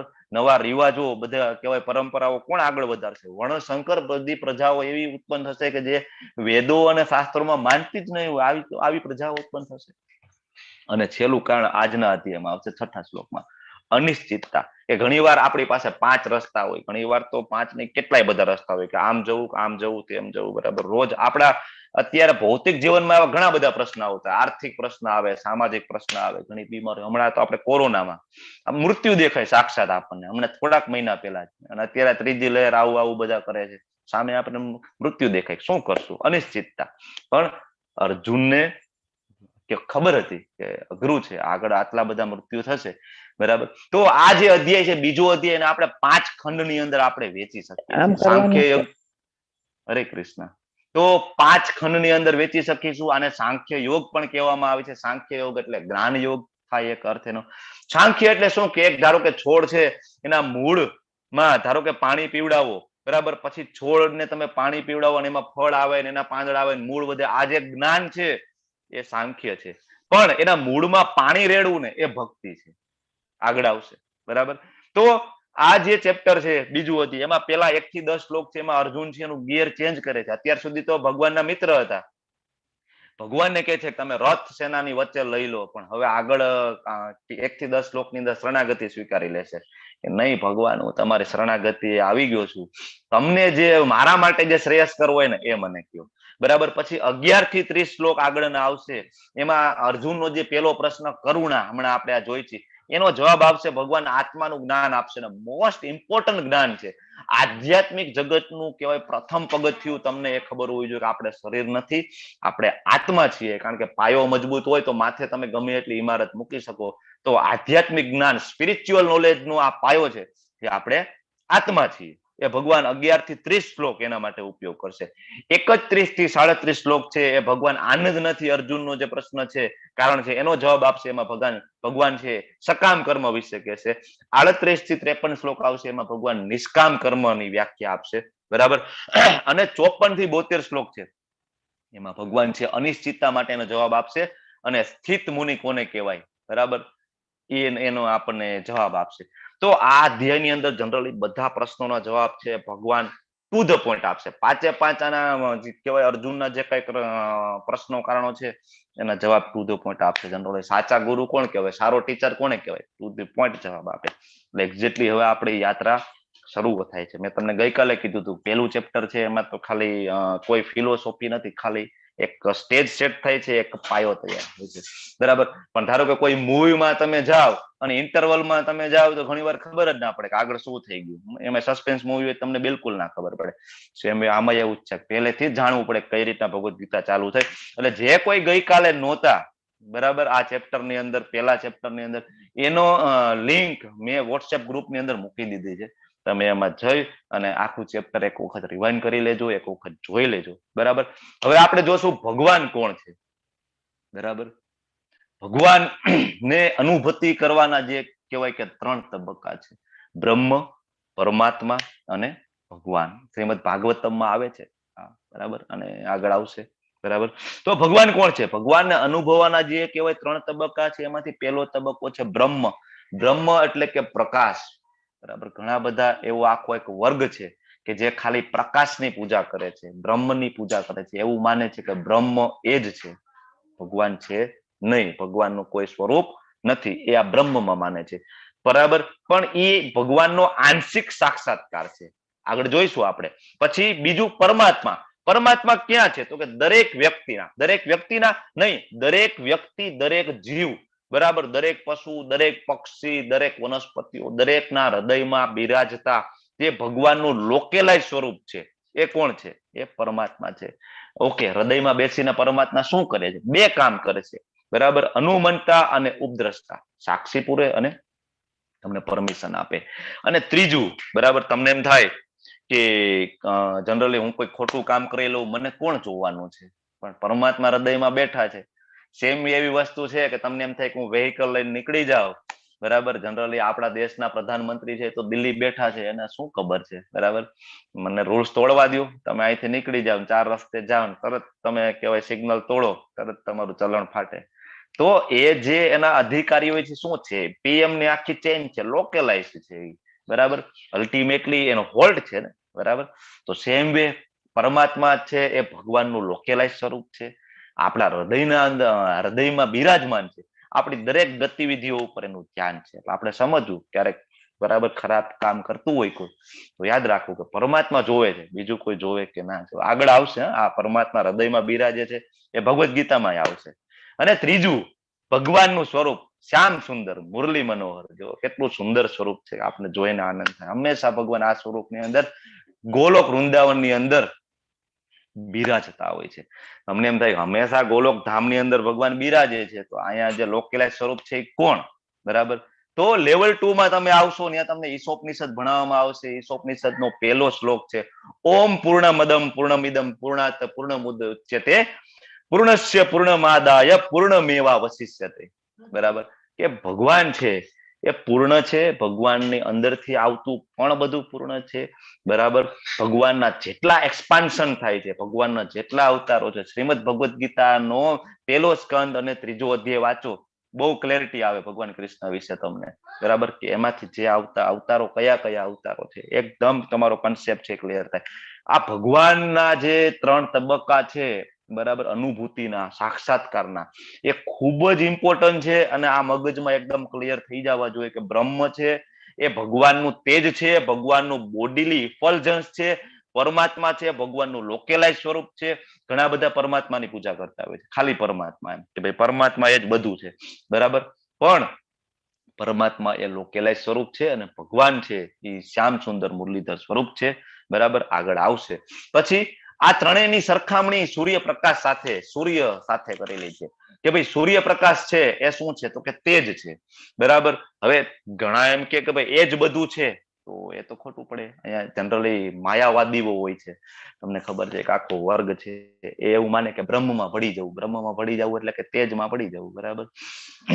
પણ બ્રહ્મમાં ભળી જવું એ તો ભગવાનનું આંશિક સાક્ષાત્કાર છે, એ ભગવાન સ્વયં નથી. બ્રહ્મ પણ છતાં બ્રહ્મમાં ભળે તો જનરલી ભગવાનનું સ્વરૂપ કેવું છે? સત ચિત્ત આનંદ, આવું સ્વરૂપ છે. બ્રહ્માજી જયારે ભગવાનની સ્તુતિ કરે ત્યારે કે છે કે ઈશ્વર પરમ કૃષ્ણ સચ્ચિદાનંદ વિગ્રહ અનાદિરાદિર ગોવિંદ સર્વ કારણ કારણમ. ઈશ્વર પરમ કૃષ્ણ, ઈશ્વર કોણ છે? કૃષ્ણ છે. સચ્ચિદાનંદ છે, ભગવાનનું સ્વરૂપ કેવું છે? સત ચિત્ત આનંદ. તો બ્રહ્મની અંદર એક ક્વોલિટી છે સત. સત એટલે શું? ઇટરનલ. ઇટરનલ એટલે શું? શાશ્વતતા. બરાબર. જનરલી આપણે કેવું વિચારતા હોય કે 70 વર્ષ 80 વર્ષ આપણી જે આયુષ્યના સાપેક્ષમાં આપણે સમયને વિચારતા હોય. જનરલી 200-500 વર્ષ પહેલા આપને ખબર જ ના હોય, કારણ કે આપણે શાશ્વતતાની ખબર નથી. તો બ્રહ્મની અંદર એક ક્વોલિટી છે સત. જે લોકો બ્રહ્મમાં ભળે એને કહેવાય સમયની ઇટરનલ, બરાબર, શાશ્વતતા, ઇટર્નિટી એને ખબર પડે. અને બીજું જે પરમાત્મા છે, જે પરમાત્મામાં પડે, જે પરમાત્મા તરીકે પૂજે, એની અંદર બે છે, સત અને ચિત્ત. ચિત્ત એટલે શું? ચિત્ત એટલે નોલેજ, જ્ઞાન, બરાબર, કે ભૂતકાળ, ભવિષ્યકાળ, બરાબર, વર્તમાન, ત્રણેયનું નોલેજ મળે, બરાબર, તો એ છે ચિત્ત. પણ એની અંદર પણ આનંદ નથી. અને ત્રીજું સ્વરૂપ છે કયું? ત્રીજું સ્વરૂપ છે ભગવાનનું, ઈશ્વર પરમ કૃષ્ણ સચ્ચિદાનંદ વિગ્રહ, બરાબર. તો જે લોકેલાઇઝ સ્વરૂપ છે, આ બે આંશિક અવતાર છે અને બાકી ભગવાનનું સ્વયં સ્વરૂપ છે, બરાબર. તો જો શ્યામ સુંદર જે સ્વરૂપ છે એ જાણીએ તો એની અંદર બધું છે, સત છે, ચિત્ત છે અને આનંદ પણ છે, કારણ કે બ્રહ્માજી કહે છે. તો આ જે ઉપમા છે એ સૂર્યના પ્રકાશ સાથે આપેલી છે. પ્રકાશને આપણે બ્રહ્મ સાથે સરખાવીએ. અને જે સૂર્યની જે કઈ સપાટી છે, સૂર્યનો ગોળો છે, જનરલી આપણે સૂર્યના ગોળા ઉપર જઈએ, જનરલી જઈ ના શકીએ. તમે બુક વાંચો તો પ્રભુપાદ એમાં બહુ લખે છે કે આપણું જે શરીર છે પંચમહાભૂતનું બનેલું છે, એટલે આપણે સૂર્યના ગ્રહ પર જઈ ના શકીએ. પણ જેનું શરીર અગ્નિ તત્વથી બનેલું હોય એ સૂર્ય ગ્રહ પર જઈ શકે. શાસ્ત્રોમાં તો લખેલું છે કે એના પર પણ પોપ્યુલેશન છે. આ બધી વસ્તુ બહુ ગળે ના ઉતરે, બરાબર. શાસ્ત્ર વાંચો તો ક્લેરિટી આવે કે સૂર્ય પણ પોપ્યુલેશન છે, સૂર્ય ઉપર પણ વસ્તી છે. કઈ? અગ્નિ તત્વથી જેનું શરીર બનેલું હોય એ ત્યાં રહી શકે, બરાબર. તો દરેક ગ્રહના એક ડીટી હોય. ડીટી એટલે એમના એક રાજા હોય. તો સૂર્યના રાજા એ સમયે કોણ હતા? વિવસ્વાન હતા. આપણે ચોથા અધ્યાયના પહેલા શ્લોકની અંદર જોશું, ઇમમ વિવસ્વતે યોગમ, બરાબર. ભગવાન કહે છે કે ભાઈ આ જે યોગ છે મેં સૌથી પહેલા કોને આપેલો? બરાબર. તો કે વિવસ્વાન નામના રાજા. વિવસ્વાન કોણ હતા? એ સમયે સૂર્ય ગ્રહ હતા એના રાજા હતા. દરેક રાજ્ય હોય તો એનો એક વડા હોય, ચીફ મિનિસ્ટર હોય, દરેક દેશના એક વડા હોય, પ્રાઇમ મિનિસ્ટર હોય, દરેક ઘરની અંદર એક વડીલ હોય. તો એવું કેવી રીતના બને કે આ બધા ગ્રહોના કોઈ વડા નહીં હોય, ત્યાં કોઈ ધ્યાન રાખવાવાળું નહીં હોય? હોય જ. આટલી મોટી બ્રહ્માંડની ભગવાને રચના કરી, બધા ઉપર એક એક એમના કહેવાય કે સુપ્રીમ પર્સનાલિટી જે કહેવાય, બરાબર, કે અલ્ટિમેટ ઓથોરિટી હોય, એ હોય જ એની ઉપર, બરાબર. તો આ જે વિવસ્વાન છે એ સમયે કહેવાય કે સૂર્ય ગ્રહ ઉપરના રાજા. તો હવે આપણે એમ કહીએ કે જે પ્રકાશ છે એ જ સૂર્ય છે તો કેમ ચાલશે? અથવા સૂર્યની સપાટી છે એ જ સૂર્ય છે તો કેમ ચાલશે? નહીં, એના ઉપર જે એમના રાજા છે એ આ બધું ચલાવતા હોય. પછી ભગવાન કોને કહેવાય? ભગવાન એટલે શું? બરાબર. તો વિષ્ણુ પુરાણની અંદર 6થા સ્કંદની અંદર 5મો અધ્યાય 47મા શ્લોકની અંદર, બરાબર, પરાશર મુનિ આપણને કહે છે કે ઐશ્વર્યસ્ય સમગ્રસ્ય વીર્યસ્ય યશસામ શ્રિય જ્ઞાન વૈરાગ્ય યોશ ચેવ સન્નમ ભગ ઇતિંગના. કે આ શ્લોકની અંદર પરાશર મુનિ કહે છે જે શ્રી વ્યાસદેવના પિતા છે. પરાશર મુનિ કોણ છે? આપણે ગઈકાલે ચર્ચા થઈ ગઈ કે વ્યાસદેવ, કૃષ્ણદેવપાયન વેદ વ્યાસ, એમના પિતા કોણ છે? પરાશર મુનિ, બરાબર. કે જે ભગવાન વિશે શું કહે છે કે ભગવાન કોને કહેવાય? કે જેની અંદર 6 ગુણો હોય, જેની અંદર સમૃદ્ધિ હોય, જેની અંદર ખ્યાતિ હોય, શક્તિ હોય, જ્ઞાન હોય, ત્યાગ હોય અને સુંદરતા હોય. આવું જે વ્યક્તિત્વ છે, સર્વોચ્ચ વ્યક્તિત્વ છે, સંપૂર્ણ માત્રામાં આ બધું જેમાં હાજર હોય, તો એને કહેવાય ભગવાન. વિષ્ણુ પુરાણની અંદર આવે છે, બરાબર, 6 પ્રકારના ઐશ્વર્ય. જનરલી અહીં કેવું હોય કે આપણે તો કોઈ એક માણસ પાસે એક પ્રકારનું ઐશ્વર્ય હોય, બરાબર. ધારો કે કોઈ પાસે સમૃદ્ધિ છે, બરાબર, પણ બહુ સમૃદ્ધિ હોય તો એ એક લિમિટેડ માત્રામાં છે. ભગવાનની સમૃદ્ધિ કેવી છે? અનલિમિટેડ છે. આ પૃથ્વી ઉપર ઘણા બધા પાસે સમૃદ્ધિ હોય, પણ ભગવાન સાથે કહેવાય કે અનકમ્પિટેબલ છે, બરાબર. તો ભગવાન પાસે અનલિમિટેડ છે, જબરજસ્ત સમૃદ્ધિ છે. ક્યાંથી ખબર પડે છે? તો બ્રહ્માજી જ્યારે ભગવાન શ્રી કૃષ્ણની સ્તુતિ કરે છે બ્રહ્મ સંહિતામાં, ત્યારે શું લખે છે? તો બ્રહ્માજી એમ કે છે કે ચિંતામણી પ્રકર સદ્મ સુકલ્પ વૃક્ષ લક્ષાવૃતેષુ સુરભીર અભિપલાયનંતમ લક્ષ્મી સહસ્ત્ર સત સંભ્રસેવ્યમાનમ ગોવિંદમાદિ પુરુષમ તમહમ ભજામી. આખી બ્રહ્મ સંહિતા તમે સાંભળો, યુટ્યુબમાં છે, બહુ મજા આવશે, બરાબર. તો શું કહે છે? ચિંતામણી. ચિંતામણી એટલે કે જે વૃક્ષ, જે કહેવાય એવો પથ્થર છે કે જેનાથી તમે બધું પ્રાપ્ત કરી શકો એ ભગવાનની સેવામાં છે. હજારો લક્ષ્મીઓ, સહસ્ત્ર લક્ષ્મીઓ, સહસ્ત્ર લક્ષ્મીઓ. અહીંયા તો એક લક્ષ્મીની આપણે વાત કરતા હોય તો હજારો લક્ષ્મીઓ છે એ ગોલોક વૃંદાવનની અંદર ભગવાનની ભગવાનની સેવાની અંદર હજારો લક્ષ્મીઓ ભગવાનની સેવામાં રોકાયેલા છે. હરે કૃષ્ણ, મ્યુટ રાખજો પ્લીઝ. હરે કૃષ્ણ. તો હજારો લક્ષ્મીઓ છે એ ભગવાનની સેવામાં છે, બરાબર. અને સુરભી નામની ગાય ભગવાનની સેવામાં છે. અહીંયા તો આપણે ગાય હોય પણ કેવું હોય, લિમિટેડ દૂધ આપતી હોય, અને એ પણ કેવું હોય, આ તો સુરભી ગાય છે, અમૃત જેવું દૂધ અનલિમિટેડ આપતું હોય. અને ભગવાનનું સૌંદર્ય કેવું છે, અમાપ છે, બરાબર. સમૃદ્ધિની વાત કરીએ તો એક મને કિસ્સો યાદ આવે કે જયારે અકબર છે, બરાબર, અકબર એક વખત સનાતન ગોસ્વામીને મળે છે. સનાતન ગોસ્વામી લેવલ 2 માં તમે ભણશો, સડ ગોસ્વામી, બરાબર. તો સનાતન ગોસ્વામીને મળે છે અને અકબર રાજા એમ કે છે ભાઈ મારે નવા ધર્મની સ્થાપના કરવી છે, એટલે હું બધાને મળું છું, તમારી પાસે જે કઈ હોય એ જ્ઞાન તમે મને આપો, બરાબર. તો સનાતન ગોસ્વામી કે છે કે વાંધો નહીં. સનાતન ગોસ્વામી એવું લાગ્યું રાજા છે બહુ ગુમાનમાં છે અને એના પોતાનું ઐશ્વર્યનું બહુ ગુમાન છે, એટલે અકબરને કે છે કે ભાઈ બાજુમાં યમુના નદી છે, તમે ત્યાં સ્નાન કરીને આવો. એટલે અકબર કહે છે કે સ્નાન કરીને બીજી કોઈ શરત હોય તો કયો, તમારે કોઈ જરૂરિયાત હું તમારી પૂરી કરું? કે ના ના બસ કે સ્નાન કરીને આવો. એકચ્યુઅલી એને ખબર હતી કે સનાતન ગોસ્વામી છે એક મોટા હસ્તી હતા, એ સમયે મહાન માણસ હતા. સારું ચલો તમે કયો છો. સ્નાન કરીને અકબર રાજા જયારે બહાર નીકળે ડૂબકી મારીને અને જોવે યમુનાનો ઘાટ છે, અસંખ્ય રત્નોથી આખો ઘાટ છે, બધા પગથિયા ભરાઈ જાય. અને અકબર જોવે છે તેને એમ થાય છે કે આનો એક કદાચ મારે રત્ન ખરીદવો હોય તો મારી આખી સલ્તનત ગીરવે મૂકું ને તોય પોસિબલ નથી. અને અકબર ત્યાંથી શરમાઈને ચાલ્યો જાય છે. આ સનાતન ગોસ્વામીની ઘટના છે આખી, બરાબર. તો સનાતન ગોસ્વામી કહે છે કે ભાઈ તમારી જે સમૃદ્ધિ છે કાંઈ નથી, તમે આ સમૃદ્ધિ બતાવવા આવ્યા છો, એનું ગુમાન છે એ સનાતન ગોસ્વામી અકબરનું ગુમાન તોડે છે, બરાબર. તો બીજી વસ્તુ છે ખ્યાતિ. ખ્યાતિ એટલે પ્રસિદ્ધિ. સમૃદ્ધિની વાત થઈ, બીજી ખ્યાતિ. ભગવાનની ખ્યાતિ કેવી છે?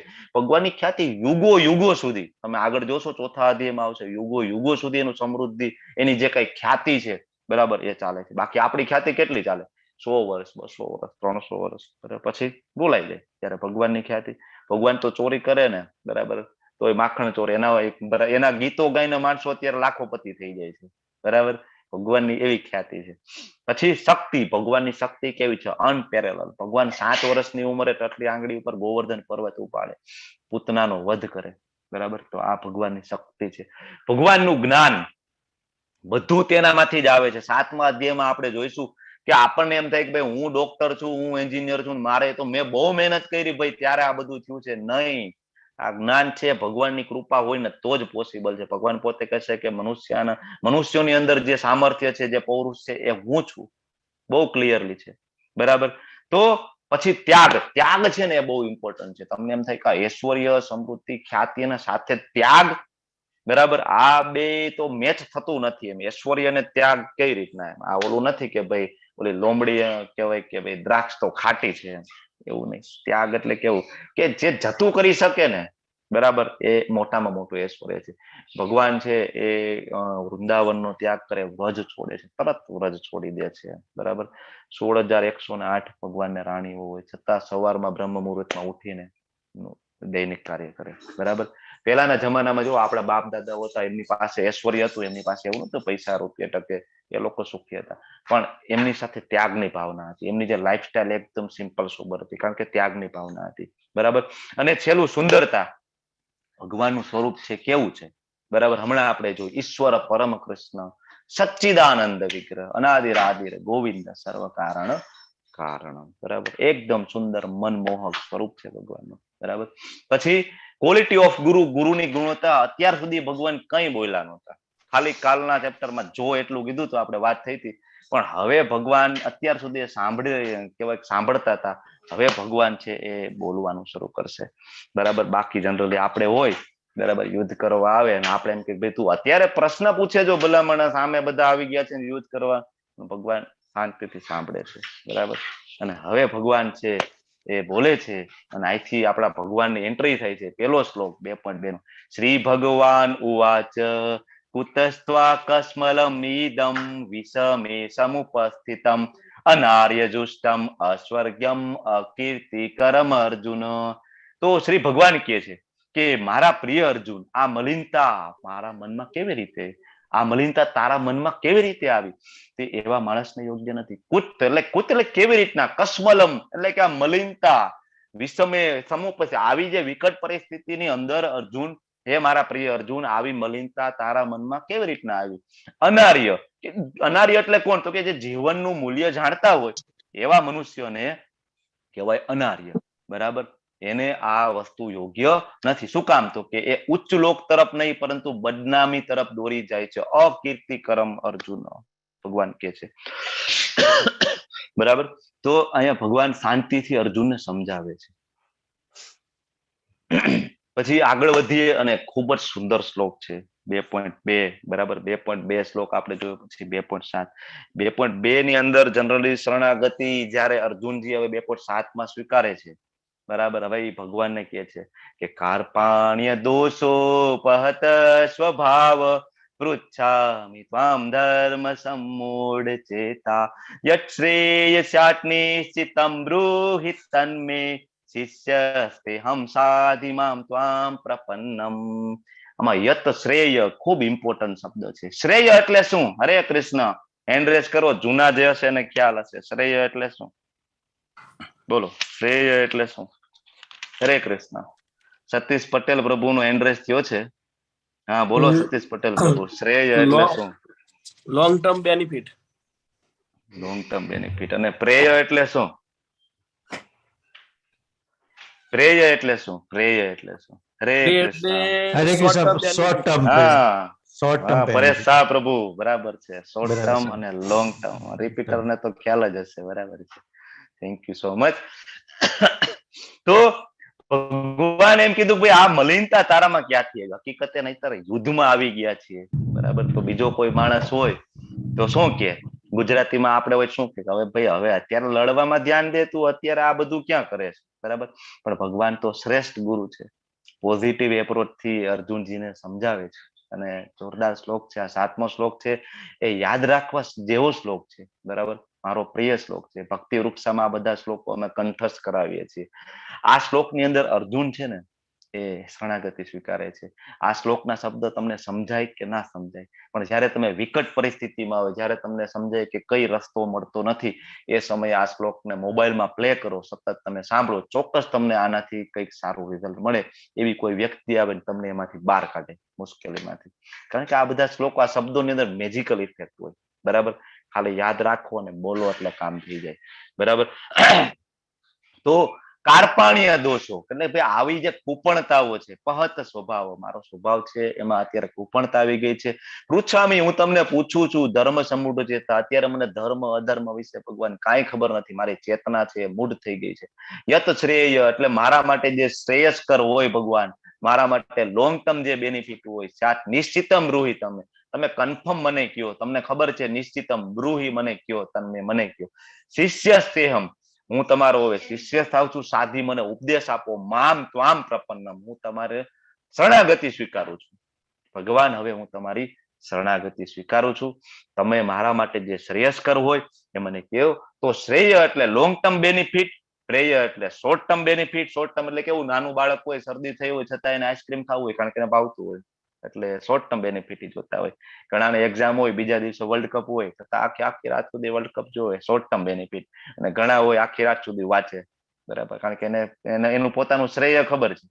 બરાબર, એટલે શ્રેય અને પ્રેય બહુ ઇમ્પોર્ટન્ટ છે. તો અહીંયા અર્જુન છે ખુલ્લા દિલથી 100% શરણાગતિ સ્વીકારી અને પોતે સ્વીકારે છે કે ભાઈ મારો સ્વભાવ અત્યારે કૃપણ, હું કાયર જેવો થઈ ગયો છું, સંકુચિત મારું મન થઈ ગયું છે. પ્રભુ, બાજુનું ચિત્ર તમે જો.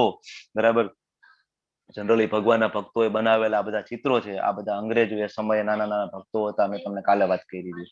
બરાબર, એને તો ખબર એ નહોતી કે કૃષ્ણ દેખાય છે કેવા, કૃષ્ણ કેવા છે, કોઈ એને વર્ણન કરેલું નહીં, કોઈ બાપ દાદાએ કૃષ્ણ નામ સાંભળેલું નહીં, કેવું મુકુટ હોય, કેવી ધોતી હોય, કોને ખબર. પણ પ્રભુપાદ બાજુમાં બેઠા બેઠા એને ડિસ્ક્રિપ્શન આપતા જાય છે અને આ બધા પેન્ટિંગ બનાવતા જાય છે. અને આ કરતા કરતા કરતા શ્રેષ્ઠ ચિત્રકાર આ બધા બની ગયા.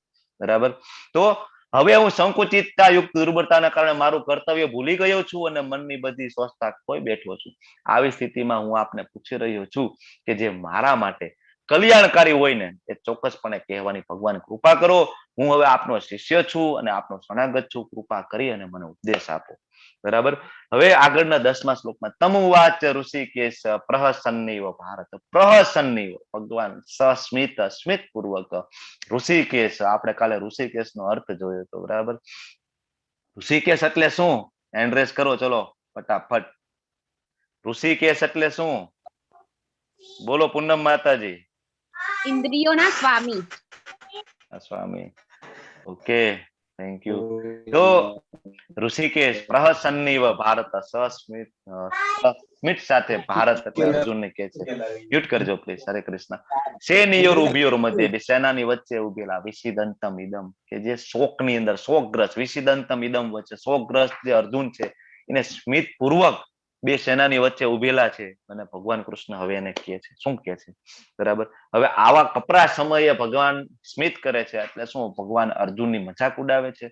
ના, ભગવાન દિવ્ય જ્ઞાન આપતા પહેલા દિવ્ય સ્મિત કહેવાય અર્જુનને આપે છે. બીજું એ પણ કહી શકીએ કે ગમે એટલી કપરી પરિસ્થિતિ હોય તો ભગવાન છે સસ્મિત સાથે ભગવાન એના ભક્તોની હેલ્પ કરે છે. કહેવાય કે ભગવાન એને ઇન્દ્રિયોની દોરવણી કરે છે. એટલે અહીંયા ઋષિકેશ છે એ શબ્દ વાપરેલો છે. બાકી બીજા હોય તો ગુસ્સે થઈ જાય. બરાબર. ત્યારે ભગવાન છે સસ્મિત અર્જુનને આગળ કે છે, શું કે છે? શ્રી ભગવાન ઉવાચ અશોચાનન્વ શોચસ્ત્વમ પ્રજ્ઞાવાદાશ્ચ ભાષસે.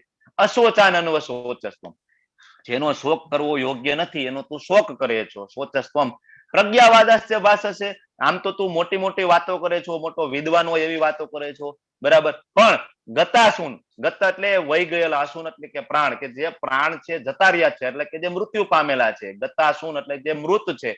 અને અગતાસુન, અને જેના પ્રાણ ગયા નથી એટલે કે જે જીવતા છે. એટલે મૃત અને જીવિત માટે ન અનુશોચંતી, ન એટલે કે નથી કરતા, શું? અનુશોચંતી શોક. કોણ? પંડિતા, એને પંડિત કહેવાય. ભગવાન અહીંયા પંડિતની વ્યાખ્યા, આગળ પણ એક હજી પંડિતની વ્યાખ્યા કરશે, અહીંયા પણ કે છે, શું કે છે? કે ભાઈ પૂર્ણ પુરુષોત્તમ કે છે કે તું આમ તો મોટી મોટી વિદ્વતા ભરી વાતો કરે, થોડોક કહેવાય કે સસ્મિત સાથે ભગવાન એના કહેવાય અર્જુનજીના મિત્ર પણ હતા એટલે ઠપકો આપે છે કે ભાઈ વિદ્વતા ભરી વાતો કરે છો કે પાપ છે, બહુ પરંપરાઓ અને વર્ણશંકર પ્રજાઓ ને, બરાબર, પણ જેનો શોક કરવા જેવો નથી એના માટે તું શોક કરે છો. બરાબર. વિદ્વાન હોય છે એ જીવિત કે મૃત માટે શોક કરતા નથી. એકચ્યુઅલી અર્જુનજી છે ને એ કન્ફ્યુઝ હોય છે અર્થશાસ્ત્ર અને ધર્મશાસ્ત્ર મુજબ. ધર્મશાસ્ત્ર મુજબ એવું છે કે ભાઈ ચલો હિંસા ના કરવી જોઈએ. અર્થશાસ્ત્ર એટલે અત્યારની કાયદા મુજબ તો એવું હોય કે ભાઈ જનરલી કોઈ તમને મારે તો સેલ્ફ ડિફેન્સમાં તમે મારી શકો. પણ એ બે ઉપર આવે છે ભક્તિ શાસ્ત્ર. જયારે ભગવાન આદેશ આપે છે તો એ તો કહેવાય અલ્ટિમેટ ઓથોરિટી થઈ ગઈ. ભાઈ યુદ્ધ કરવાનું ભગવાન કહે છે એટલે કરવાનું છે, એ અલ્ટિમેટ ઓથોરિટી થઈ ગઈ. એટલે અર્જુન છે હજી દેહાત્મ ભાવમાં છે. તમે ભગવદ ગીતા વાંચશો તમને ખ્યાલ આવશે. બરાબર. એટલે અહીંયા છે ભગવાન છે એ અર્જુનની જે દયા છે ને એને સારી કહેતા નથી. તમે પ્રભુપાદની ભગવદ ગીતા વાંચો, પ્રભુપાદ બહુ ક્લિયર લખીએ. પ્રભુપાદ ભગવાન અનન્ય ભક્ત છે છતાં એકદમ ક્લિયર છે કે ભાઈ હિંસા છે એ સારી નથી, એ બરાબર છે, પણ જ્યાં હિંસાની જરૂર હોય ને ત્યાં હિંસા કરવી પણ પડે. કારણ કે હિંસા વગર કોઈ વ્યવસ્થા જળવાઈ શકે નહીં. તમને ખબર છે કે હિંસા ના હોય, જ્યાં કંટ્રોલ ના હોય, રાજ્ય બરબાદ થઈ જાય. જે ઘરની અંદર વડીલનો કંટ્રોલ ન હોય આખું ફેમિલીનું પતન થઈ જાય. બધા બાળકો ઊંધા રસ્તે ચડી જાય, આપણે નથી જોતા? બરાબર. આખું ફેમિલી પાયમાલ થઈ જાય. તમે જુઓ કે આપણે અહિંસા કહીએ પણ આપણે પોલીસ વાળા છે એ જો એનું કામ ના કરે હિંસાપૂર્વક, જ્યાં કોઈને મારવાની જરૂર પડે ત્યાં મારવા પડે. બરાબર. જજ છે એવું કહેવાય કે સજા આપવાની હોય તો સજા આપવી પડે. ને એમ કે નહીં અહિંસા પરમો ધર્મ કઈ રીતના ચાલશે? બરાબર.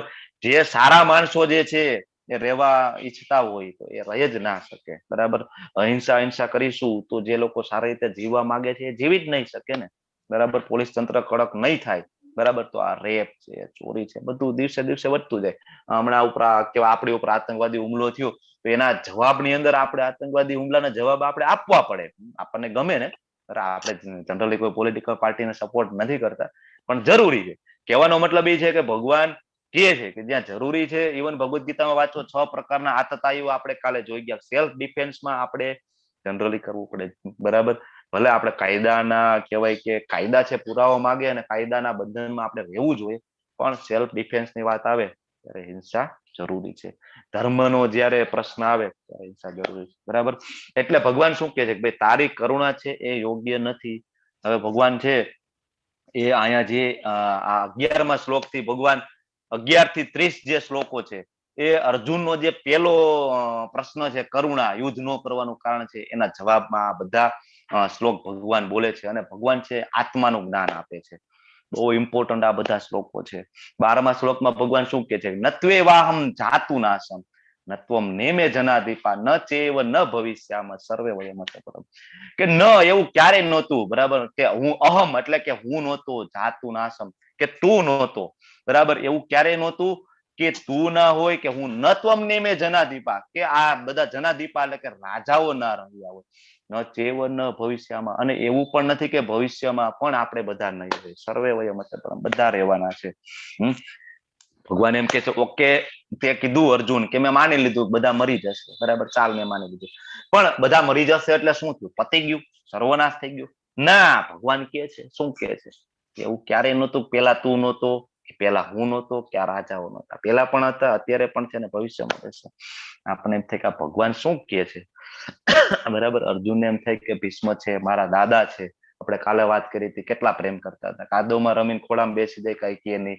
દ્રોણ છે એના કહેવાય પુત્ર કરતા અર્જુનને ખૂબ પ્રિય હોય, છતાં ભગવાન એમ કે છે કે એને મારવામાં કોઈ વાંધો નથી. તો ભગવાન એમ કે છે કે મૃત્યુ પછી પણ એ બધા રહેશે, બરાબર. તો આ એક મોટું સત્ય છે, એ ભગવાન અહીંયા બહાર પાડે છે કે મૃત્યુ પછી પણ શું છે, આગળ છે, પુનર્જન્મ છે. આ બધા શ્લોક ઉપરથી આપણે એ પણ ખ્યાલ આવે કે પુનર્જન્મ છે. એટલે અહીંયા માયાવાદનું પણ ખંડન થાય છે કે બ્રહ્મમાં વિલીન થઈ જવું, એક થઈ જવું, એવું ન બને. આપણું બધાનું સ્વતંત્ર અસ્તિત્વ રહે જ છે.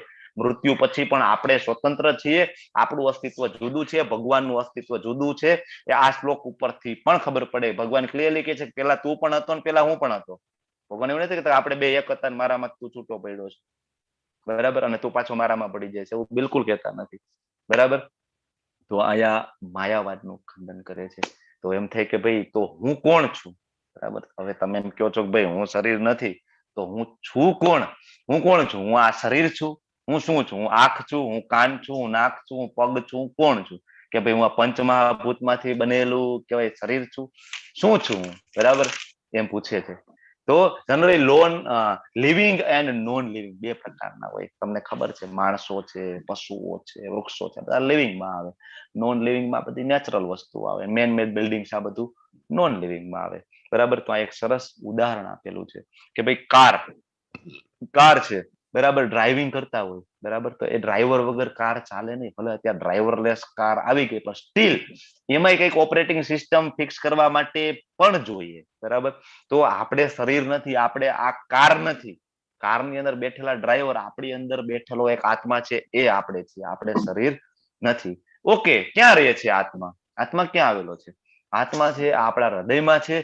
અને આત્મા, અને આનું કદ કેટલું છે, બરાબર, ભગવદ ગીતા વાંચશો એની અંદર લખેલું છે આનું કદ છે વાળના ટોચના 10,000મો ભાગ. એ આપણા આત્માની સાઈઝ છે, જે હૃદયની અંદર રહે છે. હૃદયમાં આત્મા રહે છે, બરાબર. આપણે એમ થાય બ્રેનમાં રહે છે, પણ આનું પણ આગળ આવશે ક્લેરિટી તમને બધાને, બરાબર. એક સરસ મજાનું અહીંયા કહેવાય એનાલોજી છે કે એક રાજા છે, એક કહેવાય સોનાનું પાંજરું લઈ આવે છે, સુંદર મજાનું પાંજરું લઈ આવે છે, એમાં એક પક્ષીને રાખે છે. આજુબાજુની અંદર સરસ મજાના સુગંધિત પાણીઓ રાખે છે, એક સરસ મજાનું મ્યુઝિક વાગતું હોય પાંજરાની આજુબાજુમાં, આ બધી વ્યવસ્થા કરે છે. પાંજરાને રાખે ક્યાં? સરસ મજાનો ઝરૂખા ઉપર એને કહેવાય કે પાંજરાને ટીંગાડે છે, બરાબર. પણ થોડા દિવસ પછી એવું થાય કે પક્ષી મરી જાય છે. શું કામ મરી જાય છે પક્ષી? કારણ કે ખાવાનું નથી આપતો રાજા, બરાબર. તો સેમ વે આપણે એવું છે કે આપણે શરીર માટે ઘણું બધું કરીએ છીએ. આપણું આ પાંજરું છે, એના માટે આપણું ઘણું કરીએ છીએ. શું કરીએ શરીર માટે? આપણે જીમમાં જઈએ, આપણે ડાન્સ કરીએ છીએ, આપણે એક્સરસાઇઝ કરીએ. હવે તો ઘણા બધા રોજ યોગા કરતા હોય, યોગા થઈને એવું પછી ઘણા બધા યોગા કરે છે, બરાબર. શેના માટે કરે? શરીર માટે કરે. ઓકે, પછી મન માટે આપણે ઘણું બધું કરીએ. મન માટે શું કરીએ? મૂવી જોવા જઈએ, આપણે મનગમતા માણસો સાથે આપણે વાતો કરીએ, મોબાઈલ વિડીયો ગેમ રમીએ, મૂવી જોઈએ, મોબાઈલ, બરાબર, સિરિયલો જોઈએ. આ બધું આપણે મન માટે કરીએ. પણ આપણે આત્મા માટે શું કરીએ છીએ? બોલો, કઈ કરીએ છીએ? કઈ નથી કરતા. આત્મા માટે આપણે કઈ જ કરતા નથી. એટલે આખી સિસ્ટમ છે ને એ અલ્ટિમેટલી ક્રેશ થઈ જાય છે. ઓકે, તો આત્માનો અહીંયા જે પોપટને ખોરાક ના આપ્યો, પોપટ મરી ગયો. સેમ આપણી અંદર જે જીવ છે એનો ખોરાક શું છે? જીવનો ખોરાક છે, આત્માનો ખોરાક છે ભગવાનનું નામ, હરિનામ, બરાબર, મહામંત્ર. હરે કૃષ્ણ કૃષ્ણ કૃષ્ણ હરે હરે, હરે રામ રામ રામ હરે. આ છે આત્માનો ખોરાક. જ્યાં સુધી આ આત્માનો ખોરાક આપણે નહીં આપીએ ત્યાં સુધી આત્માની ગતિ છે ઉચ્ચ લોકમાં નહીં થાય, બરાબર. આગળ આવશે મહામંત્રનું ડિટેલમાં આવશે ચૈતન્ય મહાપ્રભુજી જયારે શ્રી કૃષ્ણ સ્વરૂપે જયારે જન્મ લીધો, બરાબર 500 વર્ષ પહેલા, ત્યારે આ એને મંત્ર આપે. આના શાસ્ત્રો ઘણા બધા રેફરન્સ છે, બરાબર. અને આપણે ચોથા અધ્યાય પછી આપણે બધા સાથે મળીને, પ્લીઝ મ્યુટ કરજો, હરે કૃષ્ણ, આપણે સાથે મળીને રોજ એક માળા કરતા હોઈએ છીએ, બરાબર. તો આપણે સમજવું જોઈએ કે ભાઈ આપણે આત્મા છીએ, આપણે બોડી નથી, આપણે શરીર નથી, બરાબર. હવે ભગવાન છે ને એ આત્માના લક્ષણો કહે છે, અને આત્માની જે સ્થાનાંતરની પ્રક્રિયા છે ને એ કહે છે. શું કહે છે? દેહિનોસ્મિન યથા દેહે કૌમારમ યૌવનમ જરા તથા દેહાંતર પ્રાપ્તિ ધીરસ્તત્ર ન મુહ્યતિ. દેહિનોસ્મિન યથા દેહ, કે આ દેહની અંદર રહેલો દેહી એટલે કે આત્મા, બરાબર. કે આ જે આત્મા અંદર જે રહેલો છે, બરાબર, એ કૌમારમ યૌવનમ જરા, કુમાર અવસ્થાની અંદર, યૌવન અવસ્થાની અંદર, જરા અવસ્થાની અંદર એમનો એમ જ રહે છે. તથા દેહાંતર પ્રાપ્તિ, પછી એ શરીર છોડીને બીજું શરીરને પ્રાપ્ત કરે છે. તો ધીરસ્તત્ર ન મુહ્યતિ, તો ધીર માણસો હોય એ એમાં મોહ પામતા નથી. આ બહુ કોમન છે. આત્મા એક દેહ છોડે છે, બીજા દેહમાં જાય છે, બરાબર. બહુ કોમન છે. આના ઉપરથી એમ આપણે કહીએ કે ખરેખર ડેથ જેવી કોઈ વસ્તુ છે જ નહીં, મૃત્યુ જેવી ખરેખર કોઈ વસ્તુ જ નથી. ખાલી આત્મા છે એ બોડી ચેન્જ કરે છે, બરાબર. આત્મા છે એક બોડીમાંથી બીજા બોડીમાં જાય. જયારે આત્મા છે એક બોડીમાંથી નીકળે એટલે આપણે એને મૃત્યુ કહીએ છીએ, બીજી બોડીમાં ઇન્સર્ટ થાય એટલે આપણે એમ કહીએ કે જન્મ કહીએ છીએ, બરાબર. બાકી જો ખરેખર આ શરીરમાં કહેવાય કે જીવ હોય, આપણે એવું માનીએ કે નહીં શરીર અને આત્મા એક જ છે, તો શરીર બનેલું છે કેલ્શિયમ, ફોસ્ફરસ, હાડકા, ચરબી, આ બધું છે. તો ખરેખર આની અંદર જીવ છે, બરાબર. તો કેલ્શિયમ તો બહાર પણ છે, બરાબર. તો એમાં જીવ છે. આપણે એવું કહીએ જીવતું કેલ્શિયમ ને મરેલું કેલ્શિયમ, એવું આપણે કહેતા નથી, બરાબર. કારણ કે એની અંદર આત્મા છે તો જ આ બધું છે. આત્મા ક્યારેય મરતો નથી, આપણે આગળ હજી હમણાં જોઈશું, બરાબર. તો આત્મા છે એ જો નાની અવસ્થાથી ધીમે ધીમે યૌવનમ કૌમારમ, બરાબર, અને જરા અવસ્થા સુધી એકનો એક રહે છે, પછી શરીર છોડે છે, પ્રાપ્ત કરે છે. તો જેવી રીતે દેહધારી આત્માનું આ જે કહેવાય કુમાર અવસ્થા, યુવાવસ્થા, વૃદ્ધાવસ્થામાં નિરંતર પસાર થાય, મૃત્યુ પછી આત્મા બીજા શરીરમાં પડે છે. ધીર પુરુષ આવા પરિવર્તનોથી મૂંઝાતા નથી, બરાબર. મૃત્યુ સમય બીજું શરીર લે છે. બહુ કોમન વસ્તુ છે, બરાબર. એક નાનું એવું ઉદાહરણ હું તમને આપું કે આપણે નાના હતા તો નાની એવી કહેવાય ટ્રાયસિકલ, બરાબર, આપણે વાપરતા હતા. પછી થોડાક મોટા થયા તો આપણે થોડીક મોટી સાયકલ યુઝ કરવા માંડ્યા, બરાબર. પછી આપણે યંગ થયા, બરાબર, આપણે એક્ટિવા, સ્કૂટર યુઝ કરવા માંડ્યા, બરાબર. અને પછી આપણે આપણી પોતાની કાર, બરાબર, અથવા બાઇક આપણે યુઝ કરીએ. પણ એ બધાની અંદર કોમન શું છે? બધાની કોમન, આ બધાની અંદર કોમન છે આપણે છીએ, બરાબર. જનરલી આ બધાનું સ્વતંત્ર અસ્તિત્વ આપણે જ્યાં સુધી એને કહેવાય ચલાવીએ તો સેમ વે એવું છે, બરાબર. તો આવી જ રીતના 84 લાખ યોનિઓ છે, બરાબર. 84 લાખ યોનિઓ છે. આ અત્યારે તો મારુતિ, MG હેક્ટર, આ બધાના 4-5 મોડલ હોય ને પછી એમાં બધા અલગ અલગ વેરિયન્ટ હોય, પણ ભગવાને આપણા માટે 84 લાખ મોડલો મૂકેલા છે. જેની જેવી ઈચ્છા, જેના જેવા કર્મો. આપણે આગળ કર્મના અધ્યાયમાં આ બધું ક્લેરિટી થશે, કેવા કર્મ હોય તો કેવું શરીર મળે, ક્યાં ગતિ થાય. તમે તમારી જિજ્ઞાસાને જાળવી રાખજો. આજનો અધ્યાય છે લેન્ધી છે, થોડોક સમજવો મુશ્કેલ પણ છે, પણ તમે જિજ્ઞાસાને પકડી રાખજો. હજી આગળ 16 અધ્યાય બાકી છે, તમે બિલકુલ ચિંતા નહીં કરતા, બરાબર. તો 84 લાખ મોડલો છે, એમાં 4 લાખ તો ખાલી મનુષ્યના જ મોડલો અલગ અલગ છે, બરાબર. કોઈને એમ થાય કે મને તરવામાં બહુ રસ છે અને આ ભાવ સાથે જો મૃત્યુ પામે, આપણે 8મા અધ્યાયમાં જોઈશું કે જેવા ભાવ સાથે મૃત્યુ પામે ને એ ભાવને એ પામે છે. તો તરવામાં બહુ રસ હોય, માછલી બને છે, બરાબર. ભગવાન બધી વ્યવસ્થા કરે છે, ભગવાન બધી આપણી ઈચ્છા પૂર્તિની વ્યવસ્થા કરે. ઇવન એક સરસ મજાની કથા છે કે ઇન્દ્રને શ્રાપ આપે છે એક ઋષિ, અને એ ડુક્કર બની જાય છે. તો ઇન્દ્ર, તમે વિચાર કરો કે દેવોનો રાજા ડુક્કર બનીને આવે છે, તો એને ડુક્કરમાં મજા આવે છે. નારદજી પાછા લેવા આવે છે તો કે નહીં, મને તો આમાં મજા આવે છે. ડુક્કર તમને ખબર વિષ્ટા ખાય, બરાબર, એને તો એમાંય આનંદ છે, બરાબર. આપણે સેમ ઈ કરીએ છીએ. ભૌતિક જગતની અંદર આપણે આનંદ લઈએ છીએ, આપણને એમાં આનંદ છે, પણ ખરો આનંદ એમાં છે નહીં, બરાબર. તો આ રોટેશન તો આખું ચાલુ જ રહેવાનું છે ને. મેરેજ થાય, મેચ્યોરિટી આવે, સિનિયોરિટી આવે, ડેથ થવાનું, બર્થ થાય, બરાબર. કારણ કે મૃત્યુ પછી જન્મ છે, પુનર્જન્મ તો છે જ. હવે ભગવાન આપણને સુખ અને દુઃખ વિશે સમજાવે છે. 14મો શ્લોક છે, માત્ર સ્પર્શાસ્તુ કૌંતેય શીતોષ્ણ સુખ દુઃખદા. માત્ર સ્પર્શાસ્તુ કૌંતેય એટલે ઇન્દ્રિયની જે સ્પર્શની અનુભૂતિ થી, બરાબર, શીતોષ્ણ સુખ દુઃખદા. સુખ અને દુઃખ કેવા છે? તો ભગવાન કહે છે શીત અને ઉષ્ણ શિયાળા અને ઉનાળા જેવા છે. આગમાં પાયનું નિત્ય, આગમ એટલે આવે છે, અપાયન એટલે જાય છે, અને અનિત્ય એટલે કે ક્ષણિક છે, આવે અને જાય તો ક્ષણિક છે. તાંતિતિક્સ્વ ભારત, તાંતિતિક્સ્વ ભારત એટલે શું કે ભાઈ સહન કરતા શીખવું પડશે. અહીંયા અર્જુનને બે નામથી બોલાવે, એક તો કોન્તે કહે છે, બીજું ભારતે કહે છે. કોન્તી એટલે એનું જે માતૃ પક્ષનો ગૌરવ લેવા જેવો છે, કુંતી માતા. શ્રીમદ ભાગવતમ ની અંદર તમે કુંતી માતાજીની તમે સ્તુતિ વાંચો તો કુંતી માતા એકમાત્ર ભગવાનના ભક્ત એવા છે કે ભગવાનને એમ કે છે કે ભગવાન મને દુઃખ આપો તમે મને, કારણ કે જ્યાં સુધી મારા જીવનમાં દુઃખ હતું ને ભગવાન તમે મારી સાથે હતા. મહાભારતનું યુદ્ધ પૂરું થાય, ભગવાન તરફ દ્વારકા તરફ પ્રયાણ કરે ત્યારે એમને સ્તુતિ કરે છે ભગવાન મને દુઃખ આપો. એ છે કુંતી માતા, ભગવાનના પરમ ભક્ત છે, બરાબર. અને બીજું ભારત, ભારત એટલે એ જે કૌરવોના કે પાંડુના પુત્ર છે, બરાબર. તો એને પિતૃ પક્ષ તરફથી પણ ગૌરવ લેવા જેવો છે. પાંડુ રાજા એની ભૂલના કારણે આખું કહેવાય કે સમ્રાટ પદ છે, આખું એનું રાજ્ય છે, આખું કહેવાય કે ત્યજી દે છે. એટલે ભગવાન એને આ કોંતય અને ભારત કહીને એના જે કર્તવ્ય પાલનની જે કઈ જવાબદારીઓ છે એ ભગવાન એને યાદ દેવડાવવા માંગે છે, બરાબર. તો સુખ અને દુઃખમાં એક વખત એક રાજા એના કહેવાય કે મંત્રીને એમ કે છે કે ભાઈ એવું કોઈક વાક્ય કયો જે સુખમાં સારું લાગે ને દુઃખમાં સારું લાગે. તો એમ કે છે કે ભાઈ આ સમય જતો રહેશે, બરાબર. સુખમાં સારો લાગે દુઃખમાં આપણને સારો લાગે, બરાબર. આપણે જોઈ લીધો 14મા શ્લોકનું ટ્રાન્સલેશન છે. તો એક જ વૃક્ષ છે, બરાબર, અલગ અલગ ઋતુમાં તમે જુઓ, બરાબર, એની અલગ અલગ પરિસ્થિતિ છે. સેમ સુખ દુઃખ નું આવું છે, સુખ આવે ને સુખ જાય, બરાબર. એમાં ધીર માણસો છે, એ મોહ પડતા નથી, મૂંઝાતા નથી. ન જાયતે મ્રિયતે વા કદાચિન નાયમ ભૂત્વા ભવિતા વા ન ભૂય અજો નિત્ય શાશ્વતોયમ પુરાણો ન હન્યતે હન્યમાને શરીર. તો હવે ભગવાન અહીંયા ફરીથી આત્માના લક્ષણો હજી સમજાવે છે અર્જુનને.